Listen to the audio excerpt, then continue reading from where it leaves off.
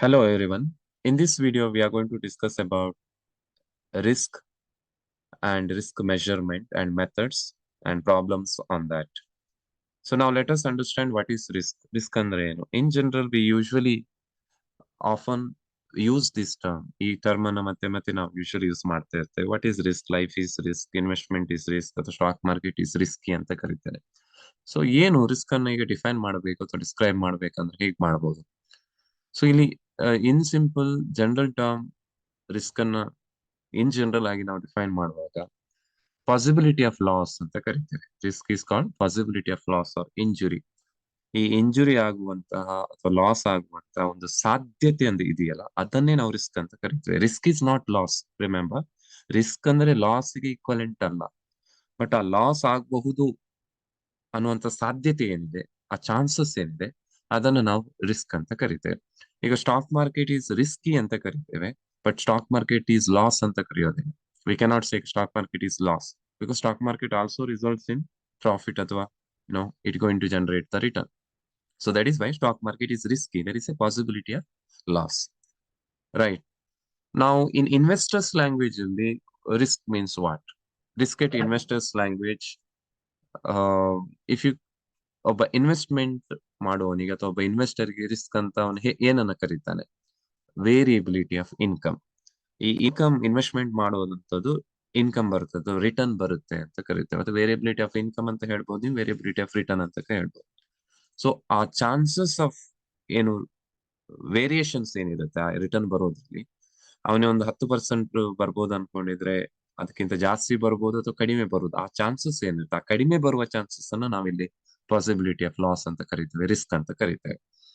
So in other words, deviation from expected income ಅಂದ್ರೆ ನೀವು 20% ಬರ್ಬೋದು ಅಂತ ಅನ್ಕೊಂಡಿದ್ರೆ ಬಟ್ ಅಷ್ಟು ಬರ್ಲಿಲ್ಲ, ಸೊ ನಿಮ್ಮ ಎಕ್ಸ್ಪೆಕ್ಟೇಷನ್ ರೀಚ್ ಆಗ್ಲಿಲ್ಲ. So actual return is lesser than the expected return. So then we call it is a risk in stock market ಅಂತ ಕರಿತೇವೆ. ನಾವು ಟೈಪ್ಸ್ ಆಫ್ ರಿಸ್ಕ್ ನೋಡೋದಾದ್ರೆ ಇನ್ವೆಸ್ಟ್ಮೆಂಟ್ ಗೆ ಸಂಬಂಧಪಟ್ಟ ಹಾಗೆ ಅಥವಾ ಮಾರ್ಕೆಟ್ ಗೆ ಸಂಬಂಧಪಟ್ಟ ಹಾಗೆ, ಕ್ಯಾಪಿಟಲ್ ಮಾರ್ಕೆಟ್ಗೆ there are two types of risk. One is systematic risk and other one is unsystematic risk. Systematic risk means the risk which is general in nature. ಅಂದ್ರೆ ಅದು ಎಲ್ಲಾ ಎಂಟೈರ್ ಎಕಾನಮಿಗೆ, ಎಂಟೈರ್ ಸಿಸ್ಟಮ್ಗೆ ಎಫೆಕ್ಟ್ ಆಗುವಂತ risk. That is why we call it is systematic risk. Say for example Covid ಬಂತು. So Covid ಅನ್ನುವಂಥದ್ದು entirely ಎಲ್ಲಾ ಇಂಡಸ್ಟ್ರಿಗಳಿಗೂ ಬೇರೆ ಬೇರೆ ರೀತಿ, ಎಲ್ಲಾ ಸೆಕ್ಟರ್ಗೆ ಬೇರೆ ಬೇರೆ ರೀತಿ ಅಫೆಕ್ಟ್ ಆಯಿತು. So we can call that risk as systematic risk. Unsystematic risk is specific risk, general risk ಅಲ್ಲ. It is specific risk which affect the specified you know firms ಅಥವಾ ಕಂಪ್ನೀಸ್. ಕೆಲವೊಂದು ಕಂಪ್ನಿಗೆ, say for example problem with like Yes Bank problem ಆಯಿತು. So it is related only to the Yes Bank. ಅಥವಾ there is a problem with some of the company like an American bank has been Silicon Valley Bank collapse ಆಯಿತು. So it is a problem of silicon valley bank. So ಈ ರೀತಿ specific ಆಗಿರುವಂತ ಕೆಲವು institutions ಗೆ affect ಆದ್ರೆ ಅದನ್ನ ನಾವು ಅನ್ಸಿಸ್ಟಮ್ಯಾಟಿಕ್ risk ಅಂತ ಕರಿತೇವೆ. So next we do usually in investment management ಅಲ್ಲಿ ಸೆಕ್ಯೂರಿಟಿ ಅನಾಲಿಸಿಸ್ ಅಂತ ಮಾಡ್ತಾರೆ ಒಬ್ಬ investor. Especially the mutual fund companies ಗಳಲ್ಲಿ ಫಂಡ್ ಮ್ಯಾನೇಜರ್ಸ್ ಅಥವಾ ಇನ್ವೆಸ್ಟ್ಮೆಂಟ್ ಅನಾಲಿಸ್ಟ್ ಅಂತ ಏನಿರ್ತಾರೆ, ದೇ ಯೂಶುವಲಿ ಡೂ ದಿಸ್. ಸೆಕ್ಯೂರಿಟಿಯನ್ನ ಅರ್ಥ ಮಾಡ್ಕೊಳ್ಳೋದು, ಅನಾಲಿಸಿಸ್ ಮಾಡುವಂಥದ್ದು. ಸೊ ಅದರಲ್ಲಿ ಏನ್ ಅನಲೈಸ್ ಮಾಡ್ತಾರೆ? How to understand an investment product. You are going to see what is the risk element and what is the return element. You know that the risk and return are the basic two attributes of any investment. ಅದ್ರಲ್ಲಿ ಇನ್ನೊಂದು attribute ಅಥವಾ ಇನ್ನೊಂದು element consider ಮಾಡೋದಾದ್ರೆ time ಅನ್ನು consider ಮಾಡೋದು. So ಒಬ್ಬ investor ಅಥವಾ ನಾವು ನಾಳೆ ಇನ್ವೆಸ್ಟ್ಮೆಂಟ್ ಮಾಡೋದಾದ್ರೂ ಕೂಡ ನೀವು 3 ಫ್ಯಾಕ್ಟರ್ ಅನ್ನ ತುಂಬಾ ಇಂಪಾರ್ಟೆಂಟ್ ಆಗಿ ಅಬ್ಸರ್ವ್ ಮಾಡ್ಬೇಕು. ಒಂದು, ಆ ಇನ್ವೆಸ್ಟ್ಮೆಂಟ್ ಅಲ್ಲಿ ರಿಸ್ಕ್ ಎಷ್ಟಿದೆ. ಇನ್ನೊಂದು, ಅದರಿಂದ ರಿಟರ್ನ್ ಎಷ್ಟು ಬರುತ್ತೆ. ಇನ್ನೊಂದು, ಅದೆಷ್ಟು ಟೈಮ್ ತಗೊಳುತ್ತೆ. The time also, duration also important, right? So understanding the nature of risk will not much helpful for the investor. The real problem is how to quantify all that factor. So ಒಂದು quantified, because most of the time ನಮ್ಗೆ ಏನಾಗುತ್ತೆ, ಈ theoretical ಆಗಿ ಹೇಳಿದಾಗ ಕೆಲವು ವಿಚಾರಗಳು ಅಷ್ಟು ಅರ್ಥ ಆಗೋದಿಲ್ಲ. We need numbers. ನಾವು ಆ ನಂಬರ್ ಅಲ್ಲಿ ನಮ್ಗೆ ಏನಾದ್ರೂ ಎಕ್ಸ್ಪ್ರೆಸ್ ಮಾಡಿದ್ ಗೊತ್ತಾಗುತ್ತೆ. ಬಿಕಾಸ್ ನಿಮ್ಗೆ ಆಲ್ಫ್ರೆಡ್ ಮಾರ್ಷಲ್ ನ ಯುಟಿಲಿಟಿ ಥಿಯರಿಯಲ್ಲಿ ನೀವು ನೋಡಿದಾಗ 2 ಅಪ್ರೋಚ್ ಅನ್ನ ಹೇಳ್ತಾನೆ, ಆರ್ಡಿನಲ್ ಮತ್ತು ಕಾರ್ಡಿನಲ್. ಒಂದ್ ಕಡೆ ಈ ಗೋಯಿಂಗ್ ಟು ಜಸ್ಟ್ ಯುಟಿಲಿಟಿಯನ್ನ ರ್ಯಾಂಕ್ ಮಾಡ್ತಾನೆ. ಅಂದ್ರೆ ನನ್ಗೆ ಮ್ಯಾಂಗೋ ತಿಂದ್ರೆ ಸೇಬು ತಿಂದದಕ್ಕಿಂತ ಜಾಸ್ತಿ ಖುಷಿ ಆಗುತ್ತೆ ಅಂದ್ರೆ ಕಂಪ್ಯಾರಿಸನ್ಸ್ ಮಾಡ್ತಾನೆ. ಎಷ್ಟು ಜಾಸ್ತಿ ಖುಷಿ ಆಗುತ್ತೆ ಅಂತ ಅಲ್ಲಿ ಹೇಳೋದಿಲ್ಲ. ಇನ್ನೊಂದು ಕಡೆ ನನಗೆ ಮ್ಯಾಂಗೋ ತಿಂದ್ರೆ 10 ಯುಟಿಲಿಟಿ ಸಿಗುತ್ತೆ, ಸೇಬು ತಿಂದ್ರೆ ಎಂಟು ಯುಟಿಲಿಟಿ ಸಿಗುತ್ತೆ ಅಂದ್ರೆ is trying to give the number or quantify that utility. So ಅಲ್ಲಿ ನಮ್ಗೆ ಗೊತ್ತಾಗುತ್ತೆ 10 ಇಸ್ ಗ್ರೇಟರ್ ದನ್ 8 ಅನ್ನುವಂಥದ್ದು, ಮತ್ತೆ ಎಕ್ಸಾಕ್ಟ್ಲಿ ಎಷ್ಟು ಡಿಫರೆನ್ಸ್ ಅನ್ನುವಂಥದ್ದು. ಸೊ ಆ ನಂಬರ್ಸ್ಗಳು ಮೇ ಬಿ ಅಸ್ಯೂಮ್ಡ್ ಆಗಿದ್ರು ಕೂಡ, but he tried to quantify that utility, even though it is a very subjective matter, even though it is very a qualitative aspect, satisfaction, utility ಅನ್ನುವಂಥದ್ದು. But he tried to express it in quantifying the quantifying mode ಅಥವಾ quantity mode ಅಲ್ಲಿ ಅವನು try ಮಾಡಿದ್ದಾನೆ. ಹಾಗೆ ಇಲ್ಲಿ risk ಅನ್ನು ಕೂಡ ನಾವು ನಂಬರ್ ಅಲ್ಲಿ ಏನಾದ್ರು ಹೇಳಿದ್ರೆ ಇಷ್ಟು ರಿಸ್ಕ್ ಇದೆ, 5% ಅಷ್ಟು ರಿಸ್ಕ್ ಇದೆ, 6% ಅಷ್ಟು ರಿಸ್ಕ್ ಇದೆ ಅಂತ ಹೇಳಿದಾಗ ಮೇ ಬಿ ಬೆಟರ್ ಅಂಡರ್ಸ್ಟ್ಯಾಂಡಿಂಗ್ ಆಗುತ್ತೆ ಅನ್ನೋ ಕಾರಣಕ್ಕೆ we use the mathematics and statistical tools while analysing the risk and return. So ಈಗ ನೆಕ್ಸ್ಟ್ ರಿಸ್ಕ್ ಮೆಜರ್ಮೆಂಟ್ ಹೇಗೆ ಅಂತ ಇಲ್ಲಿ ಎರಡು ಇದೆ, ಎಕ್ಸ್ಪೋಸ್ಟ್ ರಿಸ್ಕ್ ಮೆಜರ್ಮೆಂಟ್ ಮತ್ತು ಎಕ್ಸ್ ಆಂಟಿ ರಿಸ್ಕ್ ಮೆಜರ್ಮೆಂಟ್. ಇದು ಸಿಂಪಲ್ ಇದೆ. ಎಕ್ಸ್ಪೋಸ್ಟ್ ಅಂತ ಹೇಳಿದ್ರೆ ಪಾಸ್ಟ್ ಡಾಟಾವನ್ನ ಯೂಸ್ ಮಾಡ್ಕೊಂಡು ಅದನ್ನ ಕ್ಯಾಲ್ಕುಲೇಷನ್ ಮಾಡಿ ಅದನ್ನ ಯೂಸ್ ಮಾಡ್ಕೊಂಡು ನಾವು ಅನಲೈಸಿಸ್ ಅನ್ನ ಮಾಡುವಂತದ್ದು. ಎಕ್ಸ್ ಆಂಟಿ ರಿಸ್ಕ್ ಮೆಜರ್ಮೆಂಟ್ ಅಂತ ಹೇಳಿದ್ರೆ ಫೋಕಾಸ್ಟ್ ಡಾಟಾ, ಅಂದ್ರೆ ನೆಕ್ಸ್ಟ್ ಇಯರ್ ಇಷ್ಟು ಬರ್ಬೋದು, ನೆಕ್ಸ್ಟ್ ಇಯರ್ ಇಷ್ಟು ಪ್ರಾಫಿಟ್ ಬರ್ಬೋದು, ನೆಕ್ಸ್ಟ್ ಇಯರ್ ಇಷ್ಟು ರಿಟರ್ನ್ ಸೇಲ್ಸ್ ಆಗ್ಬೋದು ಅನ್ನುವಂಥ ಬೇಸಿಸ್ ಮೇಲೆ ಏನು ಪ್ಲಾನಿಂಗ್ ಎಲ್ಲ ಡಿಸಿಷನ್ ಮೇಕಿಂಗ್ ಮಾಡ್ತೀವಿ. ಸೊ ಅದೇ ರೀತಿ ಇಲ್ಲಿ ಕೂಡ ಅಷ್ಟೇ ಇಷ್ಟು ರಿಟರ್ನ್ ಏನೆಲ್ಲ ನೆಕ್ಸ್ಟ್ ಫ್ಯೂಚರ್ ಅಲ್ಲಿ ಏನಾಗ್ಬೋದು ಅನ್ನುವಂತ ಡಾಟಾವನ್ನ ನಾವು ಅಸ್ಯೂಮ್ ಮಾಡಿ ಒಂದು based on the sum of the our knowledge ನಾವು ಅದನ್ನ ಕ್ಯಾಲ್ಕುಲೇಷನ್ ಅನ್ನು ಮಾಡುವಂತದ್ದು. We call it is ex ante measurement. ಇದೇನು ತುಂಬಾ ಕ್ಯಾಲ್ಕುಲೇಷನ್ಸ್ಗೆ ನಮಗೆ ಅಫೆಕ್ಟ್ ಆಗುವಂತ ಮ್ಯಾಟರ್ ಏನು ಅಲ್ಲ. Next moving further, methods of measurement risk ಅಂತ ಬಂದಾಗ ಅಲ್ಲಿ ಬೇಸಿಕಲಿ ಸ್ಟಾಟಿಸ್ಟಿಕ್ಸ್ ಅಲ್ಲಿ ಇರುವಂತದ್ದು ರೇಂಜ್ ಮೆಥಡ್. ಇಲ್ಲಿ ಏನ್ ಮಾಡಿದೆ, ಲೋವರ್ ಎಕ್ಸ್ಟ್ರೀಮ್ ಮತ್ತು ಹೈಯರ್ ಎಕ್ಸ್ಟ್ರೀಮ್ ವ್ಯಾಲ್ಯೂ ರೇಂಜ್ ಅನ್ನ ನೋಡುವಂಥದ್ದು, ಹೈಯೆಸ್ಟ್ ಮತ್ತು lowest. Highest return minus lowest return ಮಾಡಿದಾಗ ನಿಮ್ಗೆ ಏನು ಸಿಗುತ್ತೋ ಅಲ್ಲಿ ರಿಸ್ಕ್ ಅಂತ ನಾವು ಕರಿತೇವೆ ಅದನ್ನ. ಇಲ್ಲಿ ರೇಂಜ್ ಮೆಥಡ್ ರಿಸ್ಕ್ ಅಂತ ಹೇಳಿದ್ರೆ highest return minus lowest return ಏನು ವ್ಯಾಲ್ಯೂ ಬರುತ್ತೆ that is called the indicator of risk. This is not very popular. The very popular methods is the second one, that is standard deviation and variance.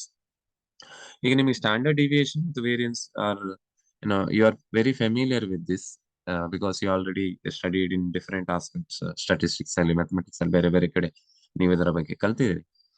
So standard deviation ಅಂತ ಹೇಳಿದ್ರೆ average ಅಥವಾ ಮೀನ್ value ಅಂತ ನಾವೇನ್ ಕರಿತೇವೆ, ಅದು individual values ಗಿಂತ ಎಷ್ಟು ದೂರ ಇದೆ, ಅದಕ್ಕೂ ಇಂಡಿವಿಜುವಲ್ ವ್ಯಾಲ್ಯೂಸ್ ಏನು ಡಿಫರೆನ್ಸ್ ಇದೆ ಅನ್ನೋದನ್ನ ನಾವು, ಡಿವಿಯೇಷನ್ ಇದೆ ಅನ್ನೋದನ್ನ ನಾವು ಸ್ಟ್ಯಾಂಡರ್ಡ್ ಡಿವಿಯೇಷನ್ ಅಲ್ಲಿ ಮೆಷರ್ ಮಾಡ್ತೇವೆ. For example, in your class there are 31 student and heights of the 31 ಎಲ್ಲ 31 ಜನರ ಹೈಟ್ ಅನ್ನು ಕ್ಯಾಲ್ಕುಲೇಟ್ ಮಾಡಿ ಅದನ್ನ ಟೋಟಲ್ ಮಾಡಿ ಆ ಟೋಟಲ್ ಅನ್ನ ಡಿವೈಡೆಡ್ ಬೈ 31 ಮಾಡಿದ್ರೆ ನಮ್ಗೆ average height of the your class ಸಿಗ್ತದೆ. ಸೊ ಅದನ್ನ ನಾವು ಮೀನ್ ವ್ಯಾಲ್ಯೂ ಅಂತ ಕರಿತೇವೆ.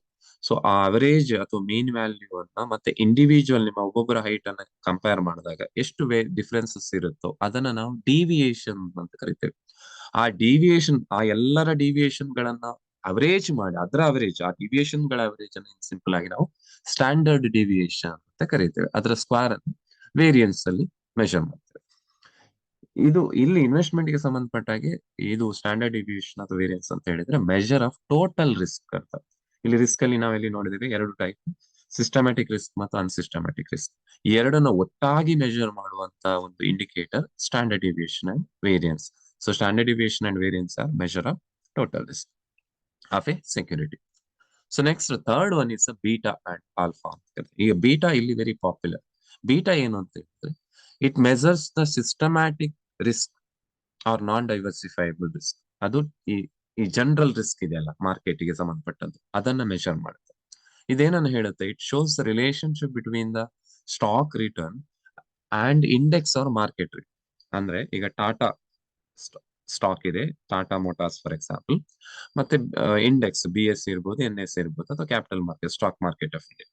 ಸೊ ಇಲ್ಲಿ ಟಾಟಾದ ರಿಟರ್ನ್ ಮತ್ತು BSE ನ ರಿಟರ್ನ್ ಒಂದು ಪೀರಿಯಡ್ ಆಫ್ ಟೈಮ್ ಅಲ್ಲಿ ಕಂಪೇರ್ ಮಾಡಿದಾಗ ಯಾವ ರೀತಿಯ ಸಂಬಂಧ ಇದೆ. ಈಗ ಮಾರ್ಕೆಟ್ ಬೀಳ್ತಾ ಇದೆ, ರಿಸೆಷನ್ ಅಲ್ಲಿ ಹೋಗ್ತಾ ಇದೆ, ಬಟ್ ಟಾಟಾ ಕಂಪನಿಯ ಸ್ಟಾಕ್ ಇಂಪ್ರೂವ್ ಮಾಡ್ತಾ ಇದೆ ಅಂತ ಹೇಳಿದಾಗ ಅಲ್ಲೊಂದು ರೀತಿಯ ಇನ್ವರ್ಸ್ ರಿಲೇಶನ್ಶಿಪ್ ಕಾಣ್ತದೆ.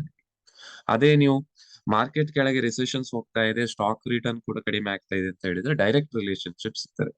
ಸೊ ಈ ರಿಲೇಶನ್ಶಿಪ್ ಅನ್ನ ಮೆಷರ್ ಮಾಡುವಂತ ಒಂದು indicator beta.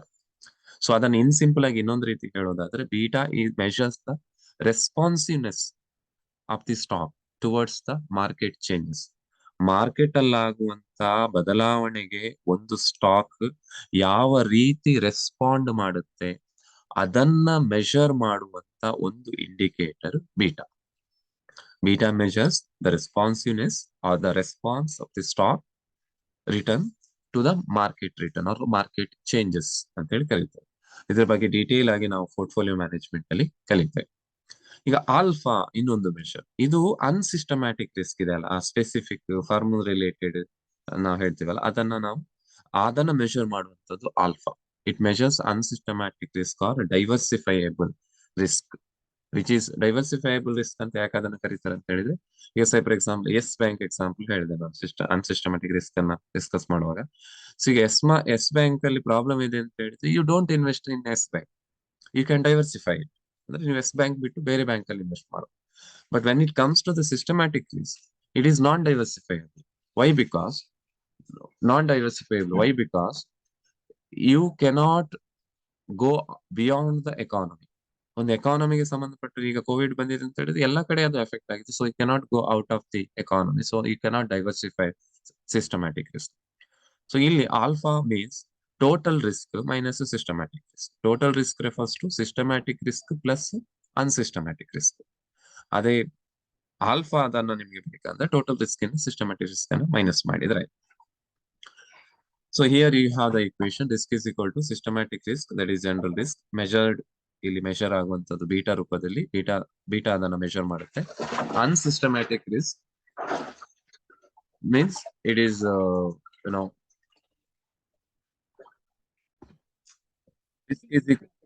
risk is equal to systematic risk, general risk plus unsystematic risk, specific risk. General risk or systematic risk is measured in through beta, unsystematic risk is measured in alpha. Alpha the ಇನ್ನೊಂದು point of view ನೋಡಿದ್ರೆ alpha refers to the return independent to market ಅಂತಾನು ಬರುತ್ತೆ. That will see litre.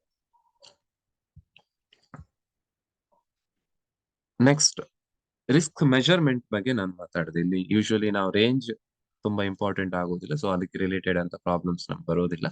So we focus on the second and third, that is standard deviation and variance ಮತ್ತು beta problems ಬಗ್ಗೆ we are going to discuss. So standard deviations mean what? Standard deviation ಅಂದ್ರೆ ಏನು ಅಂತ ನಮ್ಗೆ ಗೊತ್ತಿದೆ. ಇಲ್ಲಿ problems ಗೆ related ಆಗಿ ಹೇಗೆ ನಿಮ್ಗೆ ಎಕ್ಸಾಮಿನೇಷನ್ ಗೆ ಪ್ರಾಬ್ಲಮ್ ಬರುತ್ತೆ ಅಂದ್ರೆ ಎರಡು ರೀತಿ ಇರುತ್ತೆ. ಒಂದು ಪ್ರಾಬ್ಲಮ್ ಅಲ್ಲಿ ಪ್ರೊಬ್ಯಾಬಿಲಿಟಿ ಕೊಟ್ಟು ರಿಟರ್ನ್ ಇನ್ಫಾರ್ಮೇಶನ್ ಕೊಟ್ಟಿರ್ತಾರೆ, ಇನ್ನೊಂದು ರೀತಿಯಲ್ಲಿ ಪ್ರೊಬ್ಯಾಬಿಲಿಟಿ ಇರೋದಿಲ್ಲ. ಸ್ಟ್ಯಾಂಡರ್ಡ್ ಡಿವಿಯೇಷನ್ ನ ಸಿಂಬಲ್ ಸಿಗ್ಮಾ ಐ ಅಂತ ಹೇಳಿದ್ರೆ ಇಲ್ಲಿ individual stock.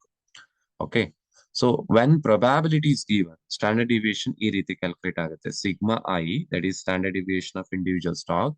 That means total risk of individual stock is equal to square root of summation of P into Ri minus Ri bar whole square. ಇಲ್ಲಿ summation ಅಂದ್ರೆ total ನಿಮ್ಗೆ ಗೊತ್ತಿದೆ. P ಅಂತ ಹೇಳಿದ್ರೆ probability, ಆಯ್ತಾ, ಪ್ರೊಬ್ಯಾಬಿಲಿಟಿ. ಅಂಡ್ Ri ಅಂತ ಹೇಳಿದ್ರೆ ಈ ಇಂಡಿವಿಜುವಲ್ ಸ್ಟಾಕ್ ರಿಟರ್ನ್ ಕೊಟ್ಟಿರ್ತಾರೆ. ಓಕೆ, ಇಂಡಿವಿಜುವಲ್ ಬೇರೆ ಬೇರೆ ರಿಟರ್ನ್ ಪಾಸಿಬಿಲಿಟಿ ಕೊಟ್ಟಿರ್ತಾರೆ. 5% ಬರುವ ಸಾಧ್ಯತೆ, 5% ಬರ್ಬೋದು, 10% ಬರ್ಬೋದು, 15% ಬರ್ಬೋದು, ಈ ರೀತಿ ಹೇಳಿರ್ತಾರೆ. ಸೊ ಅದೆಲ್ಲವನ್ನ ನಾವು RI, return of individual, I represent individual stock. RI bar ಅಂತ ಹೇಳಿದ್ರೆ ಈ ಇಂಡಿವಿಜುವಲ್ ರಿಟರ್ನ್ ಏನಿರುತ್ತೆ ಅದರನ್ನ ಎಲ್ಲ ಒಟ್ಟು ಮಾಡಿ ನಾವು ಒಂದು ಅವರೇಜ್ ರಿಟರ್ನ್ ಅನ್ನ ಕ್ಯಾಲ್ಕುಲೇಟ್ ಮಾಡ್ತೇವೆ. ಅದಕ್ಕೆ ಒಂದು ಫಾರ್ಮುಲಾ ಇದೆ, I will tell you.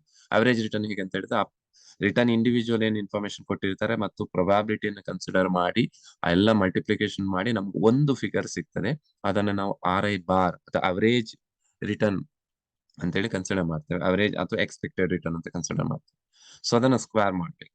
So ಅದರ ಸ್ಕ್ವೇರ್ ರೂಟ್ ತೆಗೆದ್ರೆ you will get the standard deviation of I, that is total risk of individual stock. ಇಲ್ಲಿಗೆ ಎ ಸ್ಟಾಕ್ ಎ ಅಂತ ಹೇಳಿದ್ರೆ ಸ್ಟ್ಯಾಂಡರ್ಡ್ ಡಿವಿಯೇಷನ್ ಆಫ್ ಎ ಅಂತ ಬರುತ್ತೆ. I indicates the individual stock. So ಈಗ probability ಕೊಡದೇ ಇದ್ದ ಸಂದರ್ಭದಲ್ಲಿ, when probability is not given, ಅಲ್ಲಿ ಪ್ರೊಬ್ಯಾಬಿಲಿಟಿ ವ್ಯಾಲ್ಯೂ ಕೊಡ್ಲಿಲ್ಲ, ಇಷ್ಟು ಪ್ರೊಬ್ಯಾಬಿಲಿಟಿ ಅಂತ ಹೇಳಿದ್ರೆ ಸೇ ಫಾರ್ ಎಕ್ಸಾಂಪಲ್ ಒಂದು 4 ರಿಟರ್ನ್ ಕೊಟ್ಟಿದ್ದಾರೆ, 5%, 10%, 15%, 20%. 5% ಬರುವ ಸಾಧ್ಯತೆ 25%, ಸೊ ಅಲ್ಲಿ ಪ್ರೊಬ್ಯಾಬಿಲಿಟಿ 25%. 10% ಬರುವ ಸಾಧ್ಯತೆ 25%, ಪ್ರೊಬ್ಯಾಬಿಲಿಟಿ 25%. ಹಾಗೆ 15 ಬರುವ ಸಾಧ್ಯತೆ 25%, 20% ಬರುವ ಸಾಧ್ಯತೆ 25%. ಇದನ್ನ ನಾವು ಪ್ರೊಬ್ಯಾಬಿಲಿಟಿ ಕೊಟ್ಟ ಸಂದರ್ಭ. ಇದು ಒಂದು ವೇಳೆ ಆ ಪರ್ಸೆಂಟೇಜ್ ಪ್ರೊಬ್ಯಾಬಿಲಿಟಿ ಕೊಡದೇ ಇದ್ರೆ we call when probability is not given.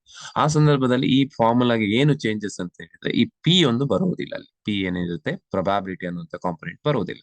So ಇದು ನೀವು ಅಬ್ಸರ್ವ್ ಮಾಡಬಹುದು ಇಲ್ಲಿ ಇಕ್ವೇಶನ್ ಅಲ್ಲಿ standard deviation of I is equal to square root of summation of R I minus R I bar whole square. But ಇಲ್ಲಿ N ಬರ್ತದೆ, number of observation, ಎಷ್ಟು number of variables ಇರುತ್ತೆ. But ಇಲ್ಲಿ probability ಕೊಟ್ಟಾಗ divided by N ಬರೀಬಹುದು ನಾವು, but N ಯಾವತ್ತು probability ಕೊಟ್ಟಾಗ ಒನ್ ಆಗಿರುತ್ತೆ. ಹಾಗಾಗಿ ನಾವು ಡಿವೈಡ್ ಬೈ ಎನ್ ಬರೆದ್ರು ಕೂಡ ಅದು ಒನ್ ಅಂತಲೇ ಅರ್ಥ. So that we don't write. But ಇಲ್ಲಿ ಯಾವಾಗ ಪ್ರೊಬ್ಯಾಬಿಲಿಟಿ ಕೊಡೋದಿಲ್ಲ, ಈ summation of R I minus R I bar square divided by N ಅದನ್ನು ನಾವು ನಂಬರ್ ಆಫ್ ಅಬ್ಸರ್ವೇಷನ್ ಇಂದ ಡಿವೈಡ್ ಮಾಡ್ಬೇಕು. I will tell you how it is simple. So next variance. Variance is ಅದು ಕೂಡ ಹಾಗೆ, when probability is given and one probability not given. ನಿಮಗೆ variance ಗೊತ್ತಿದೆ, standard deviation ನ ಸ್ಕ್ವೇರ್ ಮಾಡಿದ್ರೆ ವೇರಿಯನ್ಸ್ ಸಿಗ್ತದೆ. ವೇರಿಯನ್ಸ್ ನ ಸ್ಕ್ವೇರ್ ರೂಟ್ ತೆಗೆದ್ರೆ ನಿಮಗೆ ಸ್ಟ್ಯಾಂಡರ್ಡ್ ಡಿವಿಯೇಷನ್ ಸಿಗ್ತದೆ. So that you can observe. ನೋಡಿ, ಅಲ್ಲಿ ಇದ್ದಂತ ಫಾರ್ಮುಲಾವನ್ನ ಸಿಗ್ಮಾ ಐ ಅಂತ ಸ್ಟ್ಯಾಂಡರ್ಡ್ ಡಿವಿಯೇಷನ್ ಇದ್ದಾಗ, ವೇರಿಯನ್ಸ್ ಆದಾಗ ಸಿಗ್ಮಾ ಐ ಸ್ಕ್ವೇರ್ ಮಾಡಿದ್ದೇವೆ. ಸೊ ಅಲ್ಲಿ ಸ್ಕ್ವೇರ್ ರೂಟ್ ಇತ್ತು, ಇಲ್ಲಿ ಸ್ಕ್ವೇರ್ ರೂಟ್ ಅನ್ನ ತೆಗೆದಿದ್ದೇವೆ. ಸ್ಕ್ವೇರ್ ರೂಟ್ ತೆಗೆದ್ರೆ ಅದೇ ಫಾರ್ಮುಲಾ ಇದೆ. ಓಕೆ, ಅಲ್ಲಿ ಸ್ಟ್ಯಾಂಡರ್ಡ್ ಡಿವಿಯೇಷನ್ ನ ಫಾರ್ಮುಲಾವನ್ನೇ ಸ್ಕ್ವೇರ್ ರೂಟ್ ತೆಗೆದು ಇಲ್ಲಿ ನಾವು ಶೋ ಮಾಡಿರುವಂತದ್ದು. ಕ್ಲಿಯರ್? ಇದನ್ನ ನೀವು ಅಬ್ಸರ್ವ್ ಮಾಡಿದ್ರೆ ಗೊತ್ತಾಗುತ್ತೆ, ರೈಟ್? ಸೊ ನೆಕ್ಸ್ಟ್ ರಿಟರ್ನ್ ಗೆ ಸಂಬಂಧಪಟ್ಟ ಹಾಗೆ ರಿಟರ್ನ್ ಕ್ಯಾಲ್ಕುಲೇಷನ್ ಹೇಗೆ ಮಾಡ್ತೇವೆ ಒಂದು ಇನ್ವೆಸ್ಟ್ಮೆಂಟ್ ಮೇಲೆ. Usually there are different versions, different point of view ಅಲ್ಲಿ ನೀವು ಅದನ್ನ ಕ್ಯಾಲ್ಕುಲೇಟ್ ಮಾಡ್ಬೋದು. ಒಂದು ಸಿಂಪಲ್ ಆಗಿ ರಿಟರ್ನ್ ಅನ್ನು ಕ್ಯಾಲ್ಕುಲೇಟ್ ಮಾಡೋದು, ನೀವು ಎಷ್ಟಕ್ಕೆ ಮಾರಿದ್ರಿ ಸೆಲ್ಲಿಂಗ್ ಪ್ರೈಸ್, ಮತ್ತೆ ನೀವು ತಗೊಂಡದ್ದು ಎಷ್ಟಕ್ಕೆ ಪರ್ಚೇಸ್ ಪ್ರೈಸ್, ಮತ್ತೆ ನಿಮ್ಗೆ ಅದರಿಂದ ಏನಾದ್ರು ಡಿವಿಡೆಂಡ್ ಇನ್ಕಮ್ ಬಂದಿತ್ತ ಅದನ್ನ ಆಡ್ ಮಾಡೋದು, ಡಿವೈಡೆಡ್ ಬೈ ನೀವು ತಗೊಂಡ price purchase price into 100. So in simple return is equal to selling price minus purchase price plus dividend divided by purchase price percentage ಅಲ್ಲಿ ಬೇಕಾದ್ರೆ ಇಂಟು 100 ಮಾಡಿದ್ರೆ ಇದು ಒಂದು ವರ್ಷ. ಇನ್ನೊಂದು ನೋಡಿದಾಗ ರಿಟರ್ನ್ ಆನ್ ಸ್ಟಾಕ್ ಅನ್ನು ಪ್ರೈಸ್ ಎಟ್ ದ ಎಂಡ್, ಅಲ್ಲಿ ಸೆಲ್ಲಿಂಗ್ ಪ್ರೈಸ್ ಅಂತ ಇತ್ತಲ್ಲ ಅದನ್ನ ನಾವು ಇನ್ನೊಂದು ರೀತಿಯಲ್ಲಿ ಹೇಳೋದಾದ್ರೆ price at the end minus price at the beginning, ಅಲ್ಲಿ ಪರ್ಚೇಸ್ ಪ್ರೈಸ್ ಇರುತ್ತಲ್ಲ ಅದನ್ನ ನಾವು price at the beginning plus dividend divided by price at the beginning into 100. So ಇದು ಇನ್ನೊಂದು ರೀತಿ ಕ್ಯಾಲ್ಕುಲೇಟ್ ಮಾಡುವಂತದ್ದು. ಇನ್ನೊಂದು ಕೆಲವು ಸಲ ಇಂಡೆಕ್ಸ್ ವ್ಯಾಲ್ಯೂಸ್ ಕೊಡ್ತಾರೆ ನಿಮ್ಗೆ ಪ್ರಾಬ್ಲಮ್ ಅಲ್ಲಿ. ಅಲ್ಲಿ ಆ ಟೈಮ್ ಅಲ್ಲಿ ರಿಟರ್ನ್ ಪರ್ಸೆಂಟೇಜ್ ಕ್ಯಾಲ್ಕುಲೇಟ್ ಮಾಡೋದು ಹೇಗಂದ್ರೆ ಟುಡೇಸ್ ಇಂಡೆಕ್ಸ್ ಅಂತ ಹೇಳಿದ್ರೆ it is like the selling price ಇದ್ದ ಹಾಗೆ ಪ್ರೈಸ್ ಎಟ್ ದ ಎಂಡ್ ಇದ್ದ ಹಾಗೆ minus yesterday's price, yesterday's index ಅಂತ ಹೇಳಿದ್ರೆ ಪರ್ಚೇಸ್ ಪ್ರೈಸ್ ಇದ್ದ ಹಾಗೆ ಪ್ರೈಸ್ ಎಟ್ ದ ಬಿಗಿನಿಂಗ್ ಇದ್ದ ಹಾಗೆ ಡಿವೈಡೆಡ್ ಬೈ ಎಸ್ಟರ್ಡೇಸ್ ಇಂಡೆಕ್ಸ್ ಇಂಟು 100. ಅಲ್ಲಿ ಆ ಡಿವಿಡೆಂಟ್ ಇನ್ಫಾರ್ಮೇಶನ್ ಕೆಲವು ಸಲ ಇರುತ್ತೆ, ನಾರ್ಮಲಿ ಇಂಡೆಕ್ಸ್ ಕೊಟ್ಟಾಗ ಕೊಡೋದಿಲ್ಲ. So another way to calculate return is today's index minus yesterday's index divided by yesterday's index into 100. 100 is to get the percentage, otherwise you get the fractional value, right? So idanna now nodideve, right? Next expected return calculation anta irutte, RI bar antali ನಾವು average expected return ಅಂತ ಹೇಳಿದ್ರೆ average expected return ಅಂತಾನು ಅರ್ಥ, RI bar. So when probability is given, RI bar is equal to summation of RI into PI. ಏನಿಲ್ಲ, ಇಷ್ಟೇ. Summation of R I into P I ಅಂತ ಹೇಳಿದ್ರೆ ನಿಮ್ಗೆ ಅಲ್ಲಿ ಬೇರೆ ಬೇರೆ ಆರ್ ಐ ಕೊಟ್ಟಿರ್ತಾರೆ, RI1, R1, R2, R3, R4 ಹೀಗೆ. ಸೊ ಆ ಎಲ್ಲಾ ಆರ್ ವ್ಯಾಲ್ಯೂ ಕನ್ಸಿಡರ್ ಮಾಡ್ಬೇಕು ಮತ್ತು ಅದಕ್ಕೆ ಪೂರಕವಾದ ಅದರ ಎಷ್ಟು ಪ್ರೊಬ್ಯಾಬಿಲಿಟಿ ಕೊಟ್ಟಿರ್ತಾರೆ ಆ ಎರಡನ್ನ ಮರ್ಜ್ ಮಲ್ಟಿಪ್ಲೈ ಮಾಡ್ಬೇಕು. ಸೊ ಆ ಮಲ್ಟಿಪ್ಲೈ ಮಾಡಿದ ನಂತರ ಆ ಎಲ್ಲಾ ವ್ಯಾಲ್ಯೂಸ್ ಅನ್ನ ಸಮೇಶನ್ ಮಾಡಿ ಟೋಟಲ್ ಮಾಡ್ಬೇಕು. ಅದು ಟೋಟಲ್ ಏನ್ ಬರುತ್ತೆ ಅದು RI ಬಾರ್ ಆಗುತ್ತೆ. ಎಲ್ಲಾ RI ಇಂಟು ಪಿ ಐಗಳ ಸಮೇಶನ್ ಅನ್ನ ನಾವು RI bar average expected return ಅಥವಾ ಎಕ್ಸ್ಪೆಕ್ಟೆಡ್ ರಿಟರ್ನ್ ಅಂತ ಕರೀತೀವಿ.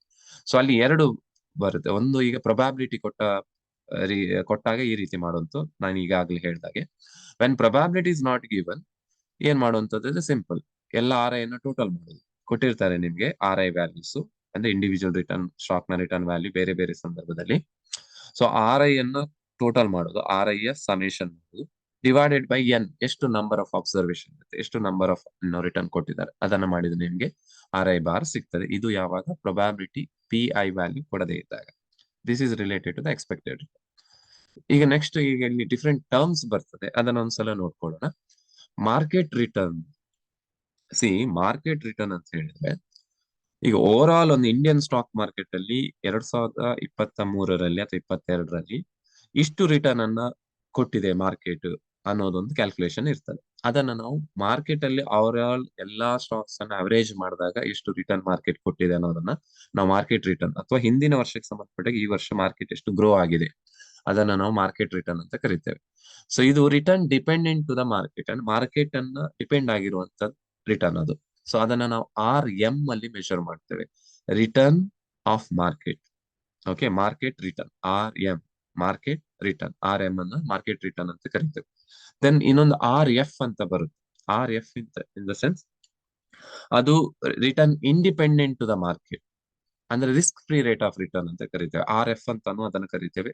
ಅಂಡ್ ಆಲ್ಫಾ ಅಂತ ಕರಿತೇವೆ. ಆಲ್ಫಾವನ್ನ ರಿಸ್ಕ್ ಎಕ್ಸ್ಪ್ರೆಷನ್ ಅಲ್ಲಿ ಅನ್ಸಿಸ್ಟಮ್ಯಾಟಿಕ್ ರಿಸ್ಕ್ ಅಂತ ಕರಿತೇವೆ. ರಿಟರ್ನ್ಗೂ ಕೂಡ ಅದನ್ನೇ ನಾವು ಯೂಸ್ ಮಾಡ್ತೇವೆ. ಅಲ್ಲಿ ನಾವೇನ್ ಹೇಳ್ತೇವೆ, alpha means return independent to the market. Because ನಿಮ್ಗೆ ಗೊತ್ತಿದೆ ಆಲ್ಫಾ ರಿಸ್ಕ್ ಅಂತ ಹೇಳಿದ್ರೆ ಅನ್ಸಿಸ್ಟಮ್ಯಾಟಿಕ್ ರಿಸ್ಕ್, ಅದು ಮಾರ್ಕೆಟ್ಗೆ ಸಂಬಂಧಪಟ್ಟ ರಿಸ್ಕ್ ಅಲ್ಲ, ಜನರಲ್ ರಿಸ್ಕ್ ಅಲ್ಲ.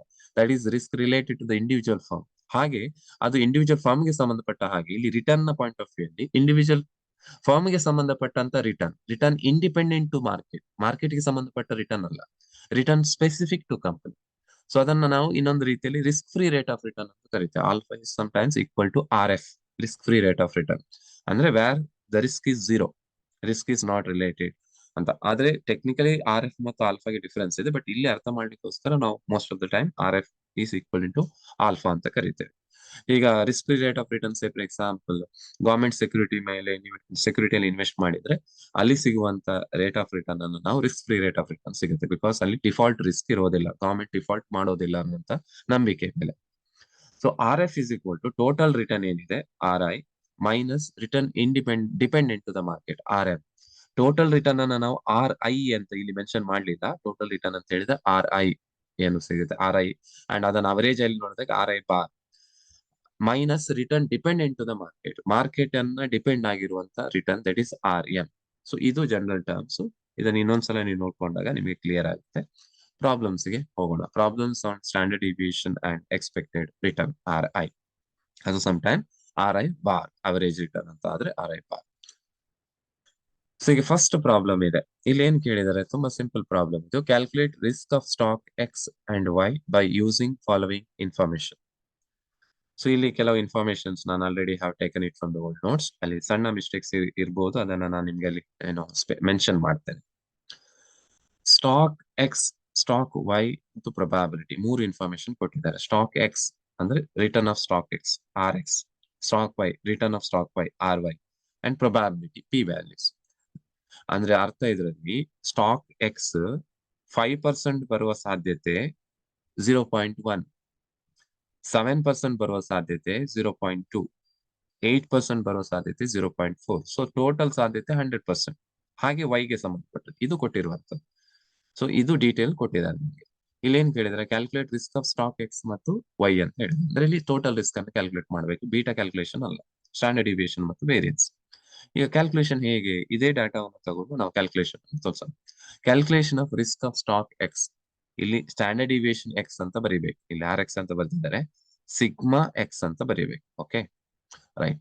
ಸೊ ಇಲ್ಲಿ ವೇರಿಯನ್ಸ್ ಅಂದ್ರೆ ಸಿಗ್ಮಾ X² ಆಗ್ತದೆ, ಸ್ಟ್ಯಾಂಡರ್ಡ್ ಡಿವಿಯೇಷನ್ ಆದ್ರೆ ಸಿಗ್ಮಾ ಆಗುತ್ತೆ. ಇಲ್ಲಿ ನೋಡಿ ಅಬ್ಸರ್ವ್ ಮಾಡ್ಬೋದು. ಓಕೆ, ಈಗ ಫಾರ್ಮುಲಾ ವೇರಿಯನ್ಸ್ ಫಾರ್ಮುಲಾವನ್ನು ಬರೀಬಹುದು ಅಥವಾ ಸ್ಟ್ಯಾಂಡರ್ಡ್ ಡಿವಿಯೇಷನ್ ಫಾರ್ಮುಲಾ ಬರೀಬಹುದು, ಯಾವ್ದು. ಸೊ ಇಲ್ಲಿ ಪ್ರೊಬಾಬಿಲಿಟಿ ಕೊಟ್ಟ ಕಾರಣ ಹಿಂದೆ ನಾನು ಹೇಳಿದೆನಲ್ಲಿ 2 ವರ್ಷನ್ ಇದೆ ರಿಸ್ಕ್ ನ ಮತ್ತು ರಿಟರ್ನ್ ನ formula, when probability is given and when probability is not given. So it is a case when probability is given. So ಆ ಫಾರ್ಮುಲಾವನ್ನ ಈಕ್ವೇಶನ್ ಅನ್ನು ಯೂಸ್ ಮಾಡ್ಬೇಕು. Variance is equal to summation of P into RI minus RI bar square. ಅದೇ standard deviation ಆದ್ರೆ ಇದೇ ಫಾರ್ಮುಲಾಗೆ ಏನೋ root ಹಾಕಿದ್ರೆ ಆಯ್ತು. So standard deviation is equal to that is sigma, stock X ಆಗಿರೋ ಕಾರಣ ನೀವು ಇದನ್ನ ಸಿಗ್ಮಾ X ಅಂತ ಬರೀಬಹುದು, square root of summation of P into RI minus RI bar square. ಇಲ್ಲಿ A ಅಂತ ಹೇಳಿದ್ರೆ X ಅಂತ ಅರ್ಥ ಮಾಡ್ಕೋಬೇಕು. ಇಲ್ಲಿ ಸ್ಟಾಕ್ ನ ಹೆಸರು X ಇದೆಯಲ್ಲ, ಅದು A ಅಂತ ಹೇಳಿದ್ರೆ ಅದನ್ನ ನೀವು RI ಅಂತಾನು ಬರೀಬಹುದು. ಓಕೆ, ಸೊ ಇಲ್ಲಿ ಬರ್ದಿದೆ ನೋಡಿ RI ಅಂತ ಹೇಳಿ, ಇದನ್ನ ನೀವು RX ಅಂತಾನು ಬರೀಬಹುದು. ಓಕೆ, ಈಗ ನಾವು X ಗೆ ಸಂಬಂಧಪಟ್ಟಾಗೆ ರಿಸ್ಕ್ ಆಫ್ ಸ್ಟಾಕ್ X ಅನ್ನ ನೋಡೋಣ. ಸೊ RI ಅಂತ ಕೊಟ್ಟಿರುವಂತದ್ದು ಈಗ ಪ್ರೀವಿಯಸ್ ಇಲ್ಲಿ ನೋಡಿ, ಇಲ್ಲಿ ಕೊಟ್ಟಿದ್ದಾರೆ X ಗೆ ಸಂಬಂಧಪಟ್ಟ ಈ ಎಲ್ಲ ವ್ಯಾಲ್ಯೂಸ್ ಅನ್ನ RX ಅಥವಾ RI ಅಂತ ಹೇಳಿದ್ರೆ ಇಂಡಿವಿಜುವಲ್ ಸ್ಟಾಕ್ ಅಂತ. ಇಲ್ಲಿ ಇಂಡಿವಿಜುವಲ್ ಸ್ಟಾಕ್ X ಅಂತ ಬರ್ದಿದ್ದಾರೆ, ಸೊ ದಟ್ X ಅಂತ ಇದೆ. So you can write RX. So ಈ ವ್ಯಾಲ್ಯೂಸ್ ಎಲ್ಲವನ್ನ ತಗೋಬಹುದು. ಈ ವ್ಯಾಲ್ಯೂಸ್ ಅನ್ನ ಇಲ್ಲಿಗೆ ತಗೊಳ್ತಾ ಇದ್ದೇನೆ, 5, 7, 8, 10, 12. ನಂತರ ಅದಕ್ಕೆ PA ಅಥವಾ PX ಅಂತ ತೆಗಬಹುದು, ಬಿಕಾಸ್ ಅದು ಸ್ಟಾಕ್ X ಇರುವ ಕಾರಣ ಇಲ್ಲಿ X ಅಂತ. ಐದರ್ A ಅನ್ನು ಯೂಸ್ ಮಾಡಬಹುದು, I ಯೂಸ್ ಮಾಡಬಹುದು, X ಯೂಸ್ ಮಾಡಬಹುದು. ಐ ಸಜೆಸ್ಟ್ X ಯೂಸ್ ಮಾಡಿದ್ರೆ ಒಳ್ಳೇದಿಲ್ಲ. RX ಅಂತ ಬರೀಬಹುದು, ಇಲ್ಲಿ PX ಅಂತ ಬರೀಬಹುದು. ಸೊ ಇದು P X is nothing but ಇಲ್ಲಿ ಪ್ರೊಬ್ಯಾಬಿಲಿಟಿ ಕೊಟ್ಟಿದ್ದಾರೆ ನೋಡಿ, 1 2 3 ಈ ಎಲ್ಲ ಪ್ರೊಬ್ಯಾಬಿಲಿಟಿಯನ್ನು ಎರಡಕ್ಕೂ ಕೂಡ ಕಾಮನ್ ಪ್ರೊಬ್ಯಾಬಿಲಿಟಿ. ಸೊ ಅದನ್ನ ಬರೀ 0.1 0.2 4 2 and 1 and total should be 1.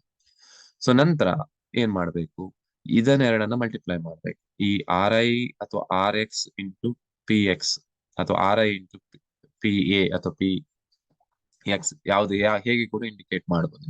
ಈ ಎರಡು ವ್ಯಾಲ್ಯೂಸ್ ಅನ್ನು ಮಲ್ಟಿಪ್ಲೈ ಮಾಡ್ಬೇಕು.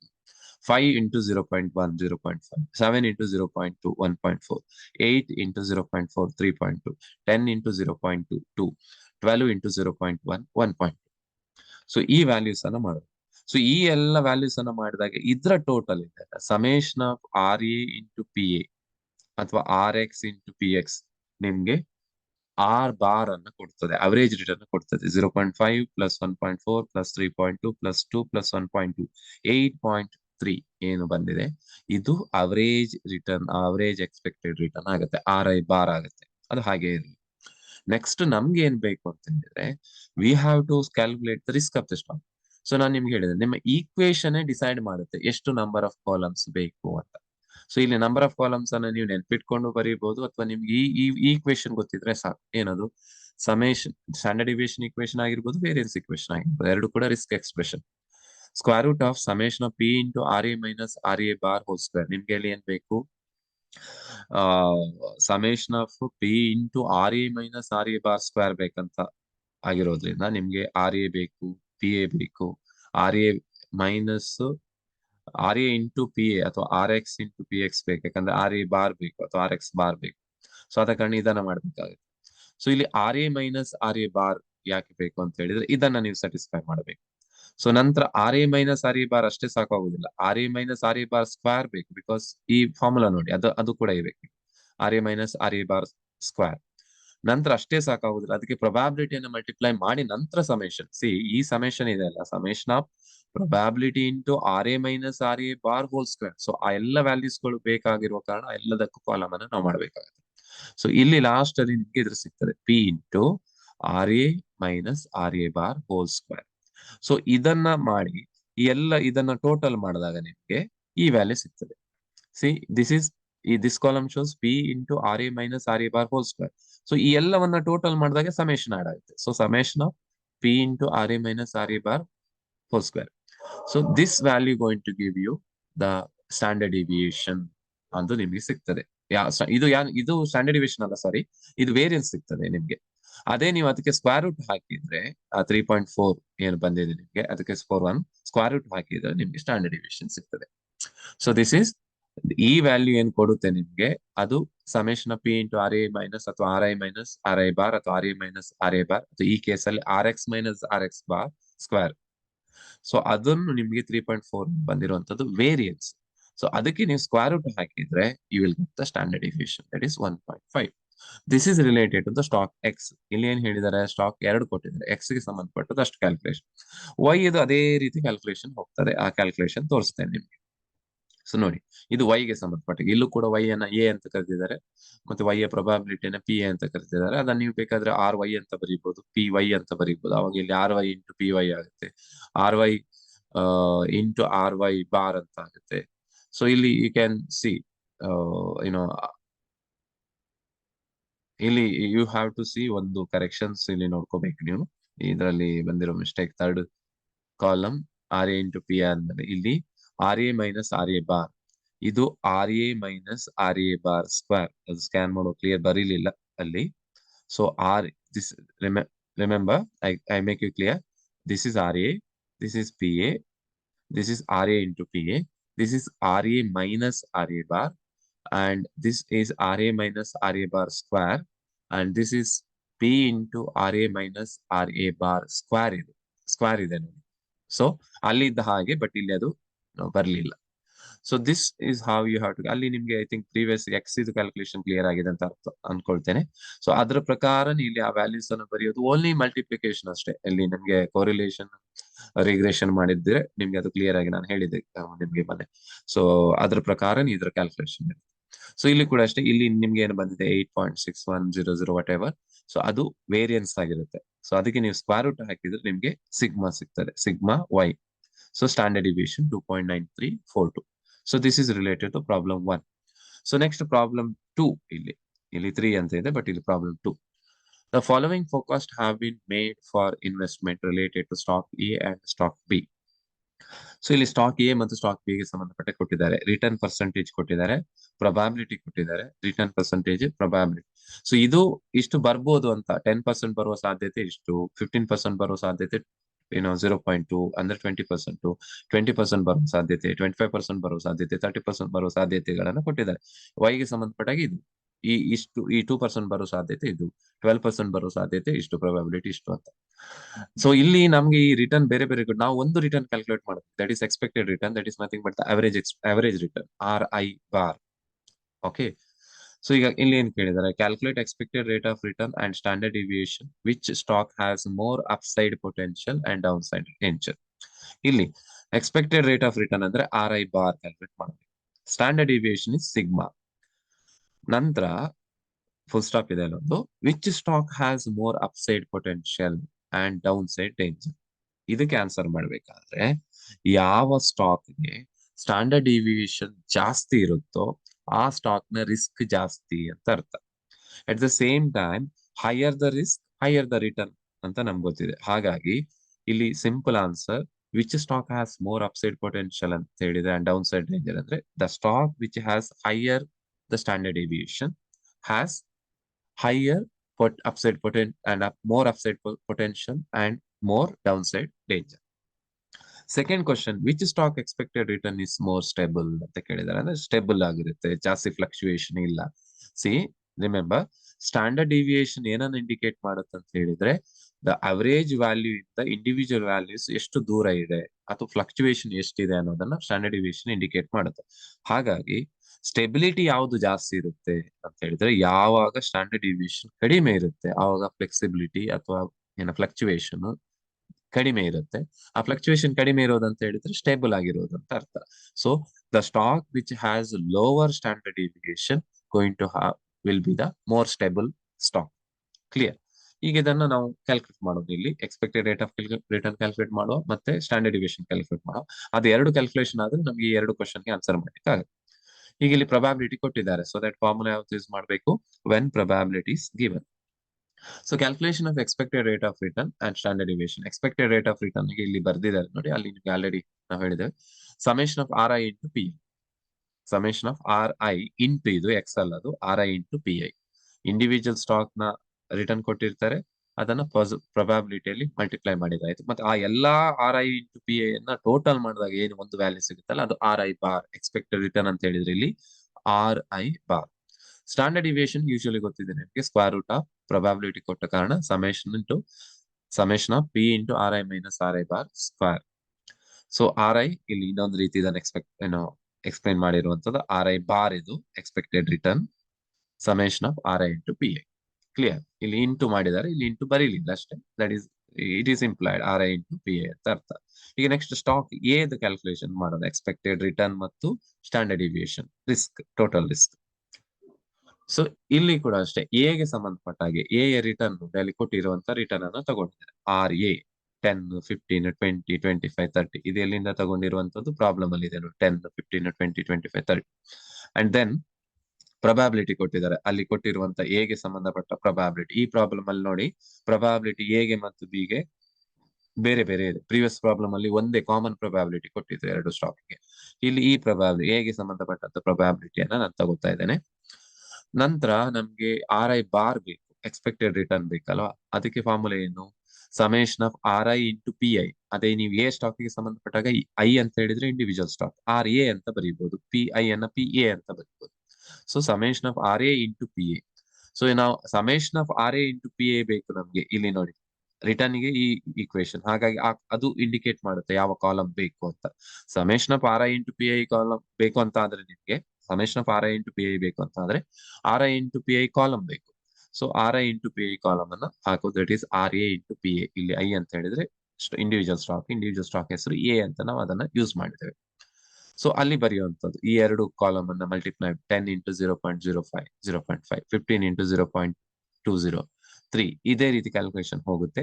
ಆ ಎಲ್ಲ ಟೋಟಲ್ ಮಾಡಿದ್ರೆ ನಿಮಗೆ summation of RA into PA ಸಿಗ್ತದೆ. 0.5 ಪ್ಲಸ್ 3 ಪ್ಲಸ್ 10 ಪ್ಲಸ್ 5 ಪ್ಲಸ್ 1.5 ಮಾಡಿದಾಗ 20 ಸಿಕ್ತು. RI ಬಾರ್ ಅಂತ ಇಲ್ಲಿ specifically RA bar, A stock ನ ಅವರೇಜ್ ಎಕ್ಸ್ಪೆಕ್ಟೆಡ್ ರಿಟರ್ನ್. ಓಕೆ, ಇದು ಸ್ಟ್ಯಾಂಡರ್ಡ್ ಡಿವಿಯೇಷನ್ ಅಲ್ಲ, ಇಲ್ಲಿ ಬರ್ದಿದ್ದಾರೆ ಸ್ಟ್ಯಾಂಡರ್ಡ್ ಡಿವಿಯೇಷನ್ ಇಲ್ಲಿದೆ ನೋಡಿ, ಇದನ್ನ ಸ್ಟ್ಯಾಂಡರ್ಡ್ ಡಿವಿಯೇಷನ್. ಸೊ ಇಲ್ಲಿ ಕನ್ಫ್ಯೂಷನ್ ಮಾಡ್ಕೋಬೇಡಿ, ಸ್ಟ್ಯಾಂಡರ್ಡ್ ಡಿವಿಯೇಷನ್ ಇಲ್ಲಿ ಬರುತ್ತೆ, ರೈಟ್. ಸೊ ಇದು ವೇರಿಯನ್ಸ್ ಆಕ್ಚುಲಿ, ಅದರ ಸ್ಕ್ವೇರ್ ರೂಟ್ ತೆಗೆದು ಸ್ಟ್ಯಾಂಡರ್ಡ್ ಡಿವಿಯೇಷನ್ ಸಿಗ್ತದೆ. So don't get confuse with this return matter. So next ನಮ್ಗೆ ಏನ್ ಬೇಕು, ಈಗ ಎಕ್ಸ್ಪೆಕ್ಟೆಡ್ ರಿಟರ್ನ್ ಸಿಕ್ತು, ಸ್ಟ್ಯಾಂಡರ್ಡ್ ಡಿವಿಯೇಷನ್ ಬೇಕು. ಸ್ಟ್ಯಾಂಡರ್ಡ್ ಡಿವಿಯೇಷನ್ ಈ ಈಕ್ವೇಶನ್ ನೋಡಿದ್ರೆ ನಿಮ್ಗೆ ಗೊತ್ತಾಗುತ್ತೆ ಕಾಲಮ್ ಯಾವ್ದೆಲ್ಲ ಬೇಕು ಅಂತ. ಸ್ಟ್ಯಾಂಡರ್ಡ್ ಡಿವಿಯೇಷನ್ ಇದು ಬೇಕು ಕ್ಯಾಲ್ಕುಲೇಟ್ ಮಾಡಬೇಕಾದ್ರೆ ನಮ್ಗೆ summation of P into RI minus RI bar whole square ಬೇಕು. ಸೊ ಈಗ P into RI minus RI whole square ಮಾಡಬೇಕಾದ್ರೆ ಫಸ್ಟಿಗೆ ನಮ್ಗೆ ಏನ್ ಬೇಕು, RI ಅಥವಾ RA, ಇಲ್ಲಿ RA ಮೈನಸ್ RA ಬಾರ್ ಮಾಡ್ಬೇಕು, ಹೋಲ್ ಸ್ಕ್ವೇರ್ ಮಾಡ್ಬೇಕು. ಓಕೆ, ನಂತರ probability into RA minus RA bar. ಇಲ್ಲಿ ಕೆಲವು ಸಲ ಇನ್ನೊಂದು ಕಾಲಮ್ ನಾವು ಹಿಂದಿನ ಪ್ರಾಬ್ಲಮ್ ನೋಡಿದ್ರೆ RA ಮೈನಸ್ RA ಬಾರ್ ಮಾಡ್ಬೋದು.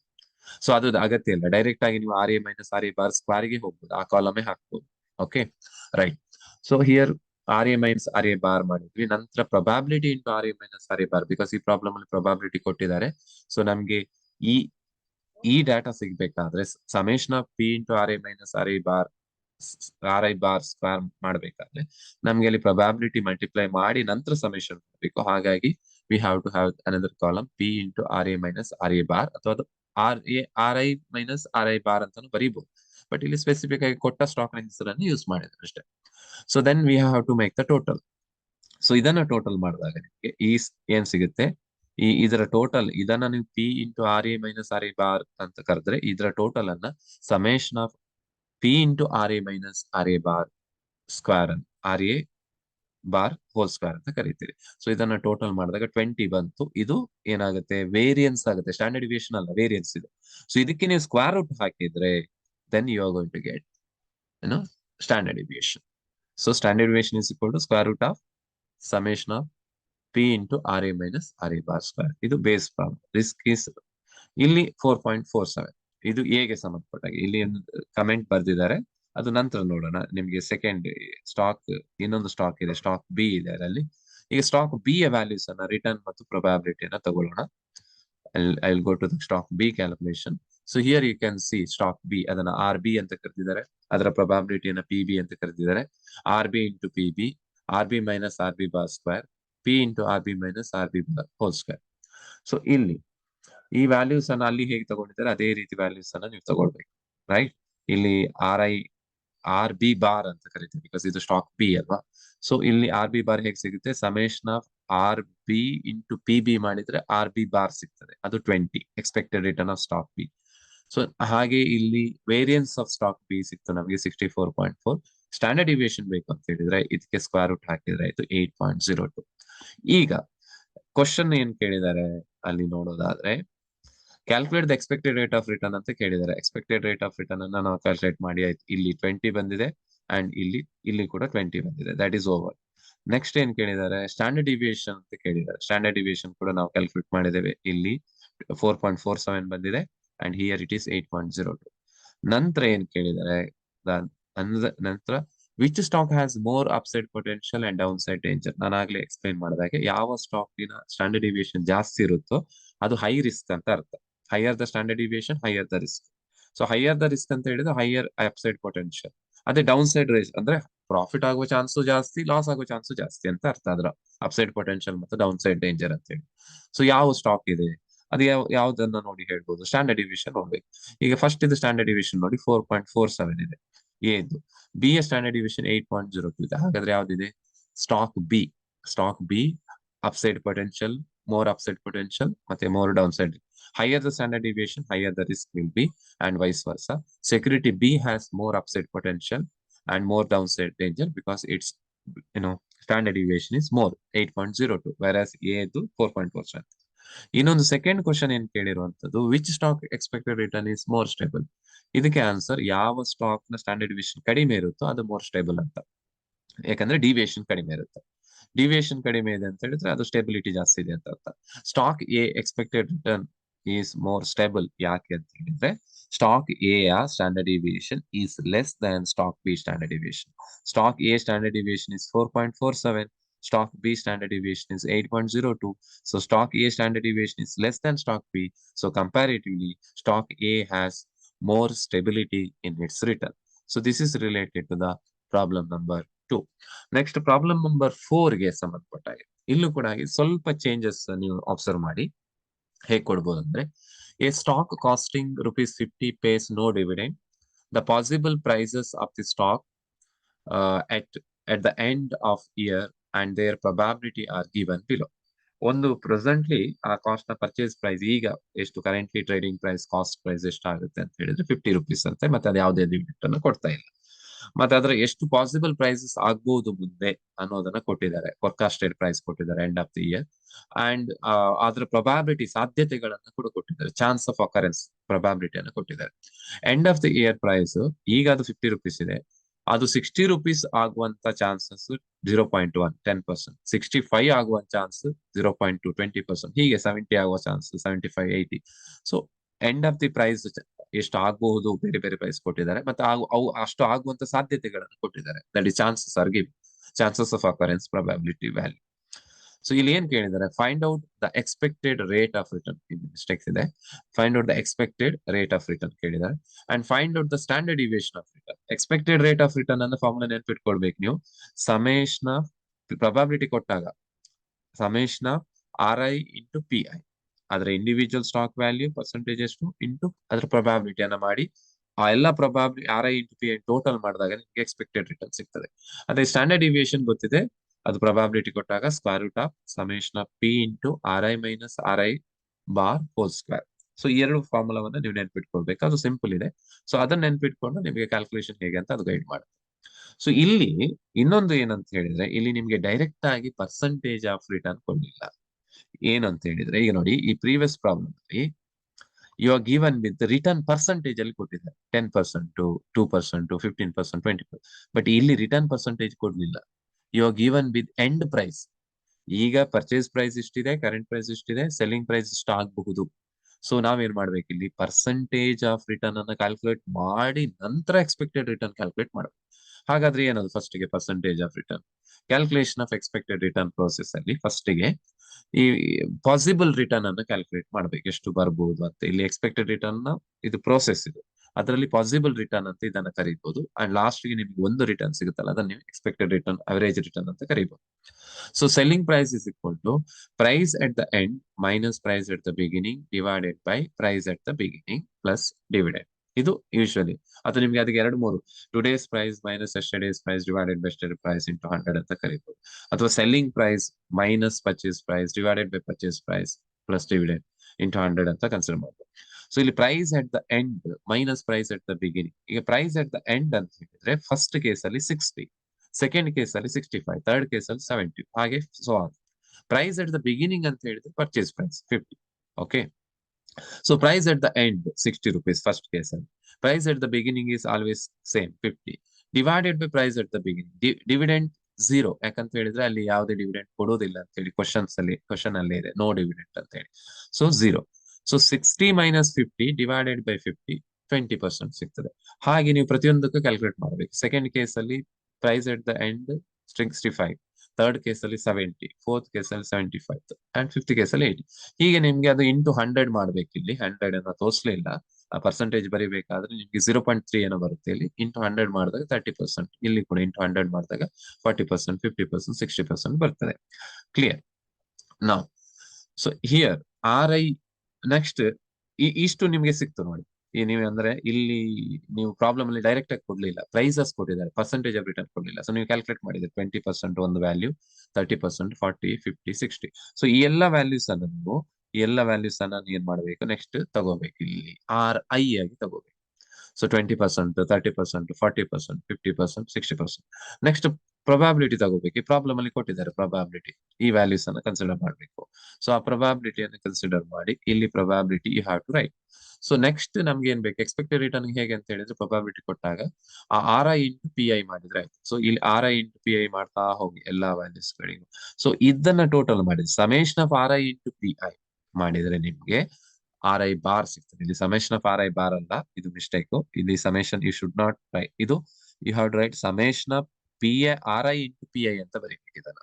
So summation of R I into P I is equal to R I bar, ಅಲ್ಲಿ ಬರ್ದದ್ದು ಮಿಸ್ಟೇಕ್ ಇದೆ. ಸೊ ಇದು ಟೋಟಲ್ ಮಾಡಿದ್ರೆ ನಿಮ್ಗೆ ಆರ್ ಐ ಬಾರ್ ಸಿಕ್ತು. R I bar is equal to summation of R I into P I, ಇದು into, okay, X ಅಲ್ಲ. So 40. So next ನಿಮ್ಗೆ ಸ್ಟ್ಯಾಂಡರ್ಡ್ ಡಿವಿಯೇಷನ್ ಗೆ ಬೇಕಾಗಿರುವಂತ ವ್ಯಾಲ್ಯೂಸ್ ಅನ್ನು ಕಾಲಮ್ ಹಾಕ್ಬೇಕು. R I minus R I bar, ಇಲ್ಲಿ ಇದನ್ನು ಮಾಡಿದ್ದಾರೆ, ಅದು R I minus R I bar ಅಂತ ನೀವು ಈ ಕಾಲಮ್ ಹಾಕ್ಬೇಕಾಗಿಲ್ಲ. ಸೊ ಡೈರೆಕ್ಟ್ ಆಗಿ ಮಾಡಬಹುದು. R I minus R I bar square ಅನ್ನು ಡೈರೆಕ್ಟ್ ಮಾಡಬಹುದು ನೀವು. ಬಟ್ ನಿಮ್ಗೆ ಅಲ್ಲಿ ಈಸಿ ಆಗ್ಬೇಕಂದ್ರೆ ಯು ಕ್ಯಾನ್ ಕಾಲಮ್ ಹಾಕ್ಬೋದು. ಐ ಥಿಂಕ್ ಸೆಕೆಂಡ್ ಪ್ರಾಬ್ಲಮ್ ಅಲ್ಲಿ ಹಾಕಿರ್ಲಿಲ್ಲ, ಫಸ್ಟ್ ಪ್ರಾಬ್ಲಮ್ ಹಾಕಿರ್ತದೆ. So R I minus R I bar square ಮಾಡಬೇಕು. ನಂತರ ಅಂದ್ರೆ ಇದನ್ನ ಏನ್ R I minus R I ಮಾಡಿದ್ದೇವೆ 20, ಅದರ ಸ್ಕ್ವೇರ್ ಮಾಡ್ಬೇಕು 400, 10 ಸ್ಕ್ವೇರ್, ಹಾಗೆ ಇದು ಹಿಂದಿನ ಪ್ರಾಬ್ಲಮ್ ಮಾಡಿದ ಹಾಗೆ. ನಂತರ ಅದಕ್ಕೆ ಆ 400ಗೆ ನೀವು ಪ್ರೊಬ್ಯಾಬಿಲಿಟಿ ವ್ಯಾಲ್ಯೂ ಇದೆಯಲ್ಲ ಅದನ್ನ ಮಲ್ಟಿಪ್ಲೈ ಮಾಡಿ, ಇದಾಯ್ತು ಪಿ ಅನ್ನು. ಸೊ ಇಲ್ಲಿ ಈ ಒಂದು ವ್ಯಾಲ್ಯೂ ಅನ್ನು ನೋಡ್ಬೇಕಾದ್ರೆ ಪಿ ಐ ಎಷ್ಟು 0.1 into R I minus R I bar square. R I minus R I bar square first value 400. So 0.1 into 400 ಮಾಡಿದ್ರೆ 40. ಸೊ ಹಾಗೆ ಈ ವ್ಯಾಲ್ಯೂಸ್ ಎಲ್ಲ ಕ್ಯಾಲ್ಕುಲೇಟ್ ಮಾಡುತ್ತೆ.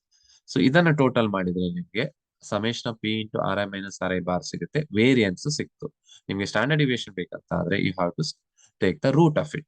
ಅದನ್ನ ಸ್ಕ್ವೇರ್ ರೂಟ್ ಹಾಕಿದ್ರೆ ಆಯ್ತು. ಸೊ ಆ ರೂಟ್ ಅನ್ನು ತಗೊಂಡ್ರೆ ಅಥವಾ ಅದಕ್ಕೆ ಸ್ಕ್ವೇರ್ ರೂಟ್ ಹಾಕಿದ್ರೆ you will get the standard deviation. So standard deviation 10.95, variance 120. ಇಲ್ಲಿ ಏನು ಸಿಗುತ್ತೆ ಅದು variance, right. So next fourth problem ಅನ್ನು ನೋಡ್ಕೊಂಡು ಬರೋದಾದ್ರೆ, ಈಗ ಫೋರ್ತ್ ಪ್ರಾಬ್ಲಮ್ ಅಲ್ಲಿ mister Mohan wants to buy the company stock which is currently selling at 50 without dividend payment, full stop. There is equal probability for stock to be sold at rupees 55 and 70 during the next year. I repeat, there is equal probability for stock to be sold at rupees 55 and rupees 70 during the next year ಅಂತ ಹೇಳಿದ್ದಾರೆ. ಒಂದು next year ಅಲ್ಲಿ ಅದು 55 ಆಗ್ಬಹುದು ಅಥವಾ 70 ಆಗ್ಬಹುದು. ಈ ರೀತಿ ಎರಡು ಪಾಸಿಬಿಲಿಟಿ ಇದೆ. ಎರಡೇ ಪಾಸಿಬಿಲಿಟಿ ಅಂತ ಹೇಳಿದ್ರೆ 55 ಆಗುವಂತ ಪ್ರೊಬ್ಯಾಬಿಲಿಟಿ 50%, 0.5. 70 rupees ಆಗುವಂತ probability 50%, 0.5. P value 0.5 and 0.5. So what is the expected return and risk if 300 shares are bought? Expected return ಮತ್ತು ರಿಸ್ಕ್ ಎಷ್ಟು ಅಂತ ಕ್ಯಾಲ್ಕುಲೇಟ್ ಮಾಡಬೇಕು. ಮತ್ತೆ ಎಕ್ಸ್ಪೆಕ್ಟೆಡ್ ರಿಟರ್ನ್ ಮತ್ತು ರಿಸ್ಕ್ 300 shares are bought ಆದರೆ ಎಷ್ಟು ಅಂತ. ಸೊ ಈಗ ಫಸ್ಟ್ ಗೆ ನಾವು ರಿಟರ್ನ್ ಎಕ್ಸ್ಪೆಕ್ಟೆಡ್ ಅಂತ ಕ್ಯಾಲ್ಕುಲೇಟ್ ಮಾಡೋದಾದ್ರೆ ಪಾಸಿಬಲ್ ರಿಟರ್ನ್ ಎಷ್ಟು ಬರ್ಬೋದು ಅಂತ ಕ್ಯಾಲ್ಕುಲೇಟ್ ಮಾಡಿ ನಂತರ ನಾವು ಎಕ್ಸ್ಪೆಕ್ಟೆಡ್ ರಿಟರ್ನ್ ಅನ್ನು ಕ್ಯಾಲ್ಕುಲೇಟ್ ಮಾಡಬೇಕು. ಈಗ ಪಾಸಿಬಲ್ ಆಗಿ ಯಾವುದು, ಒಂದು 55 ಅಂತ ಆದ್ರೆ ನೆಕ್ಸ್ಟ್ ಇಯರ್ಗೆ ಒಂದು ವೇಳೆ ಪ್ರೈಸ್ ಈಗ 50 ರೂಪಾಯಿ ಇದೆ, 50 rupees ಇದೆ, ಅದು 55 ಆದ್ರೆ ನೆಕ್ಸ್ಟ್ ಇಯರ್ಗೆ ವ್ಯಾಲ್ಯೂಸ್ ಎಷ್ಟು ಬರುತ್ತೆ ನೋಡಿ. ಪ್ರೈಸ್ ಎಟ್ ದ ಎಂಡ್ ಅಂದ್ರೆ ನೆಕ್ಸ್ಟ್ ಇಯರ್ಗೆ ಅದು 55 ಆಗುವಂತದ್ದು price at the end. Okay, so ಅದು 55 minus price at the beginning, ಈಗ ಇರುವಂತ ವ್ಯಾಲ್ಯೂ, ಈಗ ಪ್ರೆಸೆಂಟ್ಲಿ ಇರುವಂತ ವ್ಯಾಲ್ಯೂ ಇಲ್ಲಿ 50 rupees ಏನಿದೆ ಅದನ್ನ ನಾವು ಪ್ರೈಸ್ ಎಟ್ ದ ಬಿಗಿನಿಂಗ್ ಅಂತ ಕನ್ಸಿಡರ್ ಮಾಡ್ತೇವೆ.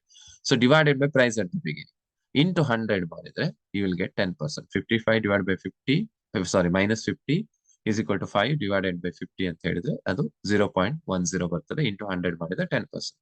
ಒಂದು ವೇಳೆ 70 ಆದ್ರೆ ನೆಕ್ಸ್ಟ್ ಇಯರ್ಗೆ ಅವಾಗ ಏನ್ ಮಾಡ್ಬೇಕು, ಪ್ರೈಸ್ ಎಟ್ ದ ಎಂಡ್ ಅಂತ ಹೇಳಿದ್ರೆ 70 ತಗೋಬೇಕು. Price at the beginning same 50 divided by 50. 70 minus 50 20, 20 divide by 50 into 100 ಮಾಡಿದ್ರೆ 40% ಬರುತ್ತೆ. ಅಂದ್ರೆ ಎರಡು ಪಾಸಿಬಲ್ ರಿಟರ್ನ್ ಇದೆ, 10% ಮತ್ತು 40%. ಸೊ ಈಗ ನಾವು ಎಕ್ಸ್ಪೆಕ್ಟೆಡ್ ರಿಟರ್ನ್ ಕ್ಯಾಲ್ಕುಲೇಟ್ ಮಾಡಬೇಕು ಈ ಎರಡು ಪಾಸಿಬಲ್ ರಿಟರ್ನ್ ಅನ್ನ ಕನ್ಸಿಡರ್ ಮಾಡ್ಕೊಂಡು, ರೈಟ್. ಅಲ್ಲಿ ಪಾಸಿಬಲ್ ರಿಟರ್ನ್ ಅಂತ ಅದನ್ನ ಕರಿತೇವೆ, ಬಟ್ ಅದು ಮೆನ್ಷನ್ ಮಾಡಲಿಲ್ಲ. ಸೊ ಈ ಎರಡು ಪಾಸಿಬಲ್ ರಿಟರ್ನ್ ಅನ್ನು ಕನ್ಸಿಡರ್ ಮಾಡಿ ಎಕ್ಸ್ಪೆಕ್ಟೆಡ್ ರಿಟರ್ನ್ 10 ಮತ್ತು 40 ಇದು ಹೇಗೆ ಬಂತು, ಇಲ್ಲಿ ಕ್ಯಾಲ್ಕುಲೇಷನ್ ಅಲ್ಲಿ ಬಂದಿರುವಂತದ್ದು, ಅದನ್ನ ಕನ್ಸಿಡರ್ ಮಾಡಬೇಕು. ಪ್ರೊಬ್ಯಾಬಿಲಿಟಿ ನಾನು ಹೇಳಿದೆ ಈಕ್ವಲ್ ಪ್ರೊಬ್ಯಾಬಿಲಿಟಿ, ಎರಡೇ ಚಾನ್ಸ್ ಇರುವ ಕಾರಣ 50%, 50%, 0.5, 0.5. ಸೊ ಈಗ ಇದು ಆರ್ ಐ ಅಂತ ಕನ್ಸಿಡರ್ ಆಗುತ್ತೆ. ಎಕ್ಸ್ಪೆಕ್ಟೆಡ್ ರಿಟರ್ನ್ ಅಂತ ಹೇಳಿದ್ರೆ ಇಂಡಿವಿಜುವಲ್, ಇದನ್ನ ನಾವು ಎಕ್ಸ್ಪೆಕ್ಟೆಡ್ ರಿಟರ್ನ್ ಅಂತ ಹೇಳಿ ಒಂದು ಬುಕ್ ಅಲ್ಲೂ ಮೆನ್ಷನ್ ಮಾಡ್ತಾರೆ, but better you have to write it at a possible return ಅಂತ ಡಿಫ್ರೆನ್ಶಿಯೇಟ್ ಮಾಡಲಿಕ್ಕೆ. ಇದನ್ನ ನೀವು ಎಕ್ಸ್ಪೆಕ್ಟೆಡ್ ರಿಟರ್ನ್ ಅಂತ ಕರಿಬಹುದು, ಮತ್ತೆ ಅಲ್ಲಿ ಸಿಗುವಂತ ಒಂದು ರಿಟರ್ನ್ ಅನ್ನ ಅವರೇಜ್ ಎಕ್ಸ್ಪೆಕ್ಟೆಡ್ ರಿಟರ್ನ್ ಅಂತ ಕರಿಬಹುದು. ಕೆಲವು ಸಲ ಬೇರೆ ಬೇರೆ ಐ ಥಿಂಕ್ ಬುಕ್ ಅಲ್ಲಿ sometimes they mention it is expected return and sometimes they mention it is average expected return. Anyway, ಇಲ್ಲಿ ಆರ್ ಐ ಅಂತ ಇದನ್ನ ಕನ್ಸಿಡರ್ ಮಾಡಬೇಕು, ಇದನ್ನ ಪ್ರೊಬ್ಯಾಬಿಲಿಟಿ ಕನ್ಸಿಡರ್ ಮಾಡಬೇಕು. ನಂತರ ನಮ್ಗೆ ಎಕ್ಸ್ಪೆಕ್ಟೆಡ್ ರಿಟರ್ನ್ ಒಂದು ಬೇಕಲ್ಲ, ಆರ್ ಐ ಬಾರ್ ಬೇಕು. This is R I bar, ಇಲ್ಲಿ ಅಡ್ಡಗೆರೆ ಇದೆ ಆರ್ ಐ ಬಾರ್. ಸೊ ಏನ್ ಮಾಡ್ಬೇಕು ಅದಕ್ಕೆ, ಈ ಎರಡು ಕಾಲಮ್ ಅನ್ನ ಮಲ್ಟಿಪ್ಲೈ ಮಾಡಿದ್ರೆ ಆಯ್ತು, R I into P I. So ಈ R I into P I ನ ಟೋಟಲ್ ಇದೆಯಲ್ಲ, ಸಮೇಶನ್ ಇದೆಯಲ್ಲ, ಅದು ಆರ್ ಐ ಬಾರ್ ಆಗುತ್ತೆ. Summation of R I into P I ಅಂದ್ರೆ this 25. So that is nothing but R I bar. ಅದರ base formula ನೋಡಿದ್ದೇವೆ. R I bar is equal to summation of R I into P I, ಅದು 25. So expected return calculation ಆಯ್ತು, ಒಂದು calculation ಆಯ್ತು. Next ನಮ್ಗೆ risk calculation ಬೇಕು. So risk calculation ಮಾಡಬೇಕಾದ್ರೆ ನಾವು ಇಲ್ಲಿ ಆರ್ ಐ ಮೈನಸ್, ಜಸ್ಟ್ ಇದನ್ನ ಇಗ್ನೋರ್ ಮಾಡಿ, R I minus R I bar square ಮಾಡಬೇಕು. ನಂತರ P into R I minus R I bar square ಮಾಡಬೇಕು. ಸೊ ಇಲ್ಲಿ R I minus R I bar square, R I bar, R I minus R I, ಇದನ್ನ calculate ಮಾಡುವಾಗ ನೀವು ನೆನ್ಪಿಟ್ಕೊಳ್ಬೇಕು, ಇನ್ನೊಂದು column ಅನ್ನ ಹಾಕ್ಬೋದು ಬೇಕಾದ್ರೆ, R I minus R I bar ಅಂತ ಮಾಡಿ ನಂತರ ಇನ್ನೊಂದು ಕಾಲಮ್ ಹಾಕಿ R I minus R I bar ಮಾಡ್ಬೋದು, ಅಗತ್ಯ ಇಲ್ಲ, ಅದು ಅರ್ಥ ಆಗಿದೆ. ಸೊ ಇಲ್ಲಿ R I minus R I bar whole square. So R I ಎಷ್ಟಿದೆ, R I is 10, R I bar ಎಷ್ಟಿದೆ 25. ಸೊ 10 ಮೈನಸ್ 25 ಅಂದ್ರೆ 15. 15 ನ ಸ್ಕ್ವೇರ್ ಅದೆಷ್ಟು, 225. ಇಲ್ಲಿ ಎರಡನ್ನು ಮಾಡಿದಾರೆ ನೋಡಿ, ಎರಡನ್ನು ಒಂದೇ ಕಾಲಮ್ ಅಲ್ಲಿ ಮಾಡಿದ್ದಾರೆ. ಇದು -15 ಬರುತ್ತೆ, ಮತ್ತೆ ಅದರ ಸ್ಕ್ವೇರ್ ಮಾಡಿದ್ರೆ ಪ್ಲಸ್ 225 ಇರುತ್ತೆ. ಇಲ್ಲೂ ಕೂಡ ಅಷ್ಟೇ, 40 R I minus R I bar 25. 40 minus 25 15. ಇಲ್ಲಿ ಇದು ಮೈನಸ್ ಅಲ್ಲ, ಸೊ ಯು ಶುಡ್ ನೋಟ್, ಇಲ್ಲಿ 40 ಮಾಡಿದಾಗ ಇದು ಪ್ಲಸ್ ಬರುತ್ತೆ. So you ignore this sign. ಇಲ್ಲಿ ಇದು ಮೈನಸ್ ಕರೆಕ್ಟ್, ಇದು ಪ್ಲಸ್ 15. ಎನಿವೆ ಅದು ನಂತರ ಸ್ಕ್ವೇರ್ ಆಗುವಾಗ ಸಿಂಬಲ್ಸ್ ಬರೋದಿಲ್ಲ, ಏನೋ ಅಲ್ಲಿ ಕ್ಯಾನ್ಸಲ್ ಆಗುತ್ತೆ. ಇದು 225 ಆಗುತ್ತೆ. So this is mistake, it should be plus. So 225 ಆಗುತ್ತೆ. ಸೊ 225 ಎರಡು ಆಯ್ತು. ನಂತರ ಅದಕ್ಕೆ ಪ್ರೊಬಾಬಿಲಿಟಿಯನ್ನು ಮಲ್ಟಿಪ್ಲೈ ಮಾಡಬೇಕು, ಅದು ಈ ಕಾಲಮ್ ಅಲ್ಲಿ. ಸೊ ಪಿ, ಅದ್ರ ಪ್ರೊಬಾಬಿಲಿಟಿ 0.5 ಇಂಟು 225 ಮಾಡಿದ್ರೆ 112.5 ಬರುತ್ತೆ. 0.5 into P into R I minus R I by square 225 ಮಾಡಿದ್ರೆ 112.5 ಬರ್ತದೆ. ಟೋಟಲ್ 225 ಆಯ್ತು. This is variance. ನಮಗೆ ಸ್ಟ್ಯಾಂಡರ್ಡ್ ಡಿವಿಯೇಷನ್ ಬೇಕು, ನಾವು ರಿಸ್ಕ್ ಅನ್ನ ಮೆಷರ್ ಮಾಡುವಂತ standard deviation. So square root ತೆಗೆದ್ರೆ 15 ಬರುತ್ತೆ. ಇಲ್ಲಿ ರಿಸ್ಕ್ ಅಂತ ಹೇಳಿದ್ರೆ standard deviation. Remember, normally variance ಅಲ್ಲಿ ಮೆಜರ್ ಇದ್ರೂ ಕೂಡ ನಾವು ನಾರ್ಮಲ್ ಕಾಮನ್ ಮೆಜರ್ ಏನಂದ್ರೆ ಸ್ಟ್ಯಾಂಡರ್ಡ್ ಡಿವಿಯೇಷನ್ ಅಲ್ಲಿ ನಾವು ರಿಸ್ಕ್ ಅನ್ನ, ಟೋಟಲ್ ರಿಸ್ಕ್ ಅನ್ನ ಮೆಷರ್ ಮಾಡ್ತೇವೆ. ಸೊ ಇದು 15 ಆಯ್ತು. ಹಾಗಾದ್ರೆ ಈಗ ನಮ್ಗೆ ಎಕ್ಸ್ಪೆಕ್ಟೆಡ್ ರೇಟ್ ಏನ್ ಕೇಳಿದಾರೆ ಕ್ವಶನ್ ಅಲ್ಲಿ, ವಾಟ್ ಈಸ್ ಎಕ್ಸ್ಪೆಕ್ಟೆಡ್ ರಿಟರ್ನ್ ಅಂತ ಕೇಳಿದ್ದಾರೆ, ಅಂಡ್ ವಾಟ್ ಇಸ್ ರಿಸ್ಕ್ ಅಂತ ಕೇಳಿದ್ದಾರೆ. ನಂತರ 300 ಶೇರ್ಸ್ ಆದ್ರೆ ಎಕ್ಸ್ಪೆಕ್ಟೆಡ್ ರಿಟರ್ನ್ ಎಷ್ಟು, ರಿಸ್ಕ್ ಅಂತ ಕೇಳಿದ್ದಾರೆ. ಸೊ ನಾವು ಎಕ್ಸ್ಪೆಕ್ಟೆಡ್ ರಿಟರ್ನ್ ಕ್ಯಾಲ್ಕುಲೇಟ್ ಮಾಡಿದ್ದೇವೆ, ದಟ್ ಇಸ್ 25%. ರಿಸ್ಕ್ ಕ್ಯಾಲ್ಕುಲೇಟ್ ಮಾಡಿದ್ದೇವೆ, ದಟ್ ಇಸ್ 15%. ಈಗ expected return if 300 shares are bought, ಒಂದು ವೇಳೆ 300 ಶೇರ್ ಬೈ ಮಾಡಿದ್ರೆ ಎಷ್ಟು ರಿಟರ್ನ್ ಬರ್ತದೆ. ಈಗ 300 ಶೇರ್ ಬೈ ಆಗುತ್ತೆ, ವಾಟ್ ಇಸ್ ದ ಪ್ರೈಸ್. ಈಗ 50 ಹೇಗೆ ತಗೊಂಡದ್ದು ಇಲ್ಲಿ, ಈ 50 ಹ್ಯಾಸ್ ಟೇಕನ್, ಈಗಿನ ಪ್ರೈಸ್ ಎಷ್ಟಿದೆ, currently selling at 50. So that has been taken. So ಅದು 50 ರುಪೀಸ್ ಅನ್ನು ತಗೊಂಡು 300 ಶೇರ್ ಮಲ್ಟಿಪ್ಲೈ ಮಾಡಿದ್ರೆ ಈಗ ಎಷ್ಟು ಇನ್ವೆಸ್ಟ್ ಮಾಡ್ತೇವೆ, 15,000 ರುಪೀಸ್ ಇನ್ವೆಸ್ಟ್ ಮಾಡ್ತೇವೆ. ಅದಕ್ಕೆ ರಿಟರ್ನ್ 25% ಅಂತ ಇಲ್ಲಿ ನಮ್ಮ ಕ್ಯಾಲ್ಕುಲೇಷನ್ ಅಲ್ಲಿ ಗೊತ್ತಾಗಿದೆ. ಸೊ 15,000 ಇಂಟು 25% ಮಾಡಿದ್ರೆ 3,750 is expected return in amount. Amount ಅಲ್ಲಿ 3,750, ಪರ್ಸೆಂಟೇಜ್ ಅಲ್ಲಿ 25%. ಹಾಗೆ risk of losing money, risk ಅಂತ ಹೇಳಿದ್ರೆ ಏನು, there is a chance of losing money. Okay, ಅದು ಹೇಗೆ ಅಂತ ಹೇಳಿದ್ರೆ ಅದನ್ನ ನಾವು ಈ ಸ್ಟ್ಯಾಂಡರ್ಡ್ ಡಿವಿಯೇಷನ್ ಅಲ್ಲಿ ಮೆಷರ್ ಮಾಡ್ತೇವೆ, because standard deviation is a measure of risk. So ಇಲ್ಲಿ ಸೇಮ್ 15,000ಕ್ಕೆ 15% ಮಾಡಿ ಎಷ್ಟು ಅಮೌಂಟ್ ಬರುತ್ತೆ, 2,220 ರುಪೀಸ್ ಏನು ಬರುತ್ತೆ. So that is considered to B risk of the stock. So ಅದನ್ನ ನೀವು ಇನ್ ಸಿಂಪಲ್ ಇಂಟರ್ಪ್ರಿಟೇಷನ್ ಮಾಡೋದು ಹೇಗೆ ಅಂತ ಹೇಳಿದ್ರೆ, ಆ 2,220 ಏನು ಅಂತ ಹೇಳಿದ್ರೆ, ಇಂದು ವೇಳೆ ಮಾರ್ಕೆಟ್ ಏನಾದ್ರೂ ಬ್ಯಾಡ್ ಆದ್ರೆ, ಅಥವಾ market there is some problem occurred in the market, there is a chance that your investment may reduce by 2,220 rupees. ಇಷ್ಟು ನಿಮ್ಗೆ ಲಾಸ್ ಆಗುವ ಚಾನ್ಸಸ್ ಇರ್ತದೆ. ಲಾಸ್ ಆದ್ರೆ ಇಷ್ಟು ಲಾಸ್ ಆಗುತ್ತೆ, ಪ್ರಾಫಿಟ್ ಆದ್ರೆ ಇಷ್ಟು ಪ್ರಾಫಿಟ್ ಆಗುತ್ತೆ. So that is what the expected return and risk of investing 300 shares. So next ವಿಡಿಯೋದಲ್ಲಿ we are going to discuss about the systematic risk measurement. Definitely ಅಲ್ಲಿ ನಿಮ್ಗೆ ಟೈಪ್ಸ್ ಆಫ್ ರಿಸ್ಕ್ ಬಗ್ಗೆ, systematic risk ಮತ್ತು unsystematic risk ಬಗ್ಗೆ question ಕೇಳ್ತಾರೆ, theory. ಆ theory PPT ಕೊಟ್ಟದನ್ನು ಓದಿ, and then it's also available, ನಿಮ್ಗೆ ಸೋರ್ಸಸ್ ಕೂಡ ಸಿಗ್ತದೆ. ಸೊ ಅದರ ಬಗ್ಗೆ ಬರಿಬೇಕಾಗತ್ತೆ.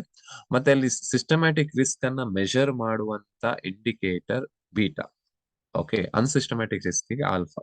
ಬಟ್ ಬೀಟಾದ ಮೇಲೆ ಒಂದು ಪ್ರಾಬ್ಲಮ್ಸ್ ಇರುತ್ತೆ. That problem also I am going to discuss in the next video. And ಅಲ್ಲಿ ನಿಮ್ಗೆ ಡೀಟೇಲ್ ಆಗಿ ಆ ಪ್ರಾಬ್ಲಮ್ಸ್ ಹೇಗೆ ಕ್ಯಾಲ್ಕುಲೇಷನ್ ಮಾಡೋದಂತ ನಾವು ಅದನ್ನ ನೋಡೋಣ. ಸೊ ಇಲ್ಲಿವರೆಗೆ ಏನಿದೆ, ಇದನ್ನು ನೀವು ಒಂದ್ಸಲ ಕ್ಲಿಯರ್ ಆಗಿ ಕೇಳಿ. ನಂತರ ನಿಮ್ಮ ಹತ್ರ ಇರುವಂತಹ ಸೊಲ್ಯೂಷನ್ ಏನಿದೆ ಆ ಸಾಫ್ಟ್ ಕಾಪಿ ಅದನ್ನ ನೋಡ್ಕೊಳ್ಳಿ. ಸೊ ಈ ಈ ರೀತಿಯ standard deviation and expected return problem ಬರ್ಬೋದು, ಅಥವಾ ಚಾನ್ಸಸ್ ಜಾಸ್ತಿ ಇರುವಂತದ್ದು ಬೀಟಾ ಪ್ರಾಬ್ಲಮ್ ಬರುವಂತ. ಆದ್ರೆ ಎರಡೂ ಕೂಡ ನೀವು ಒಂದ್ ಕಡೆ ನೋಡ್ಕೊಂಡ್ರೆ it is better. Okay, right. And by this, I'm going to conclude this video.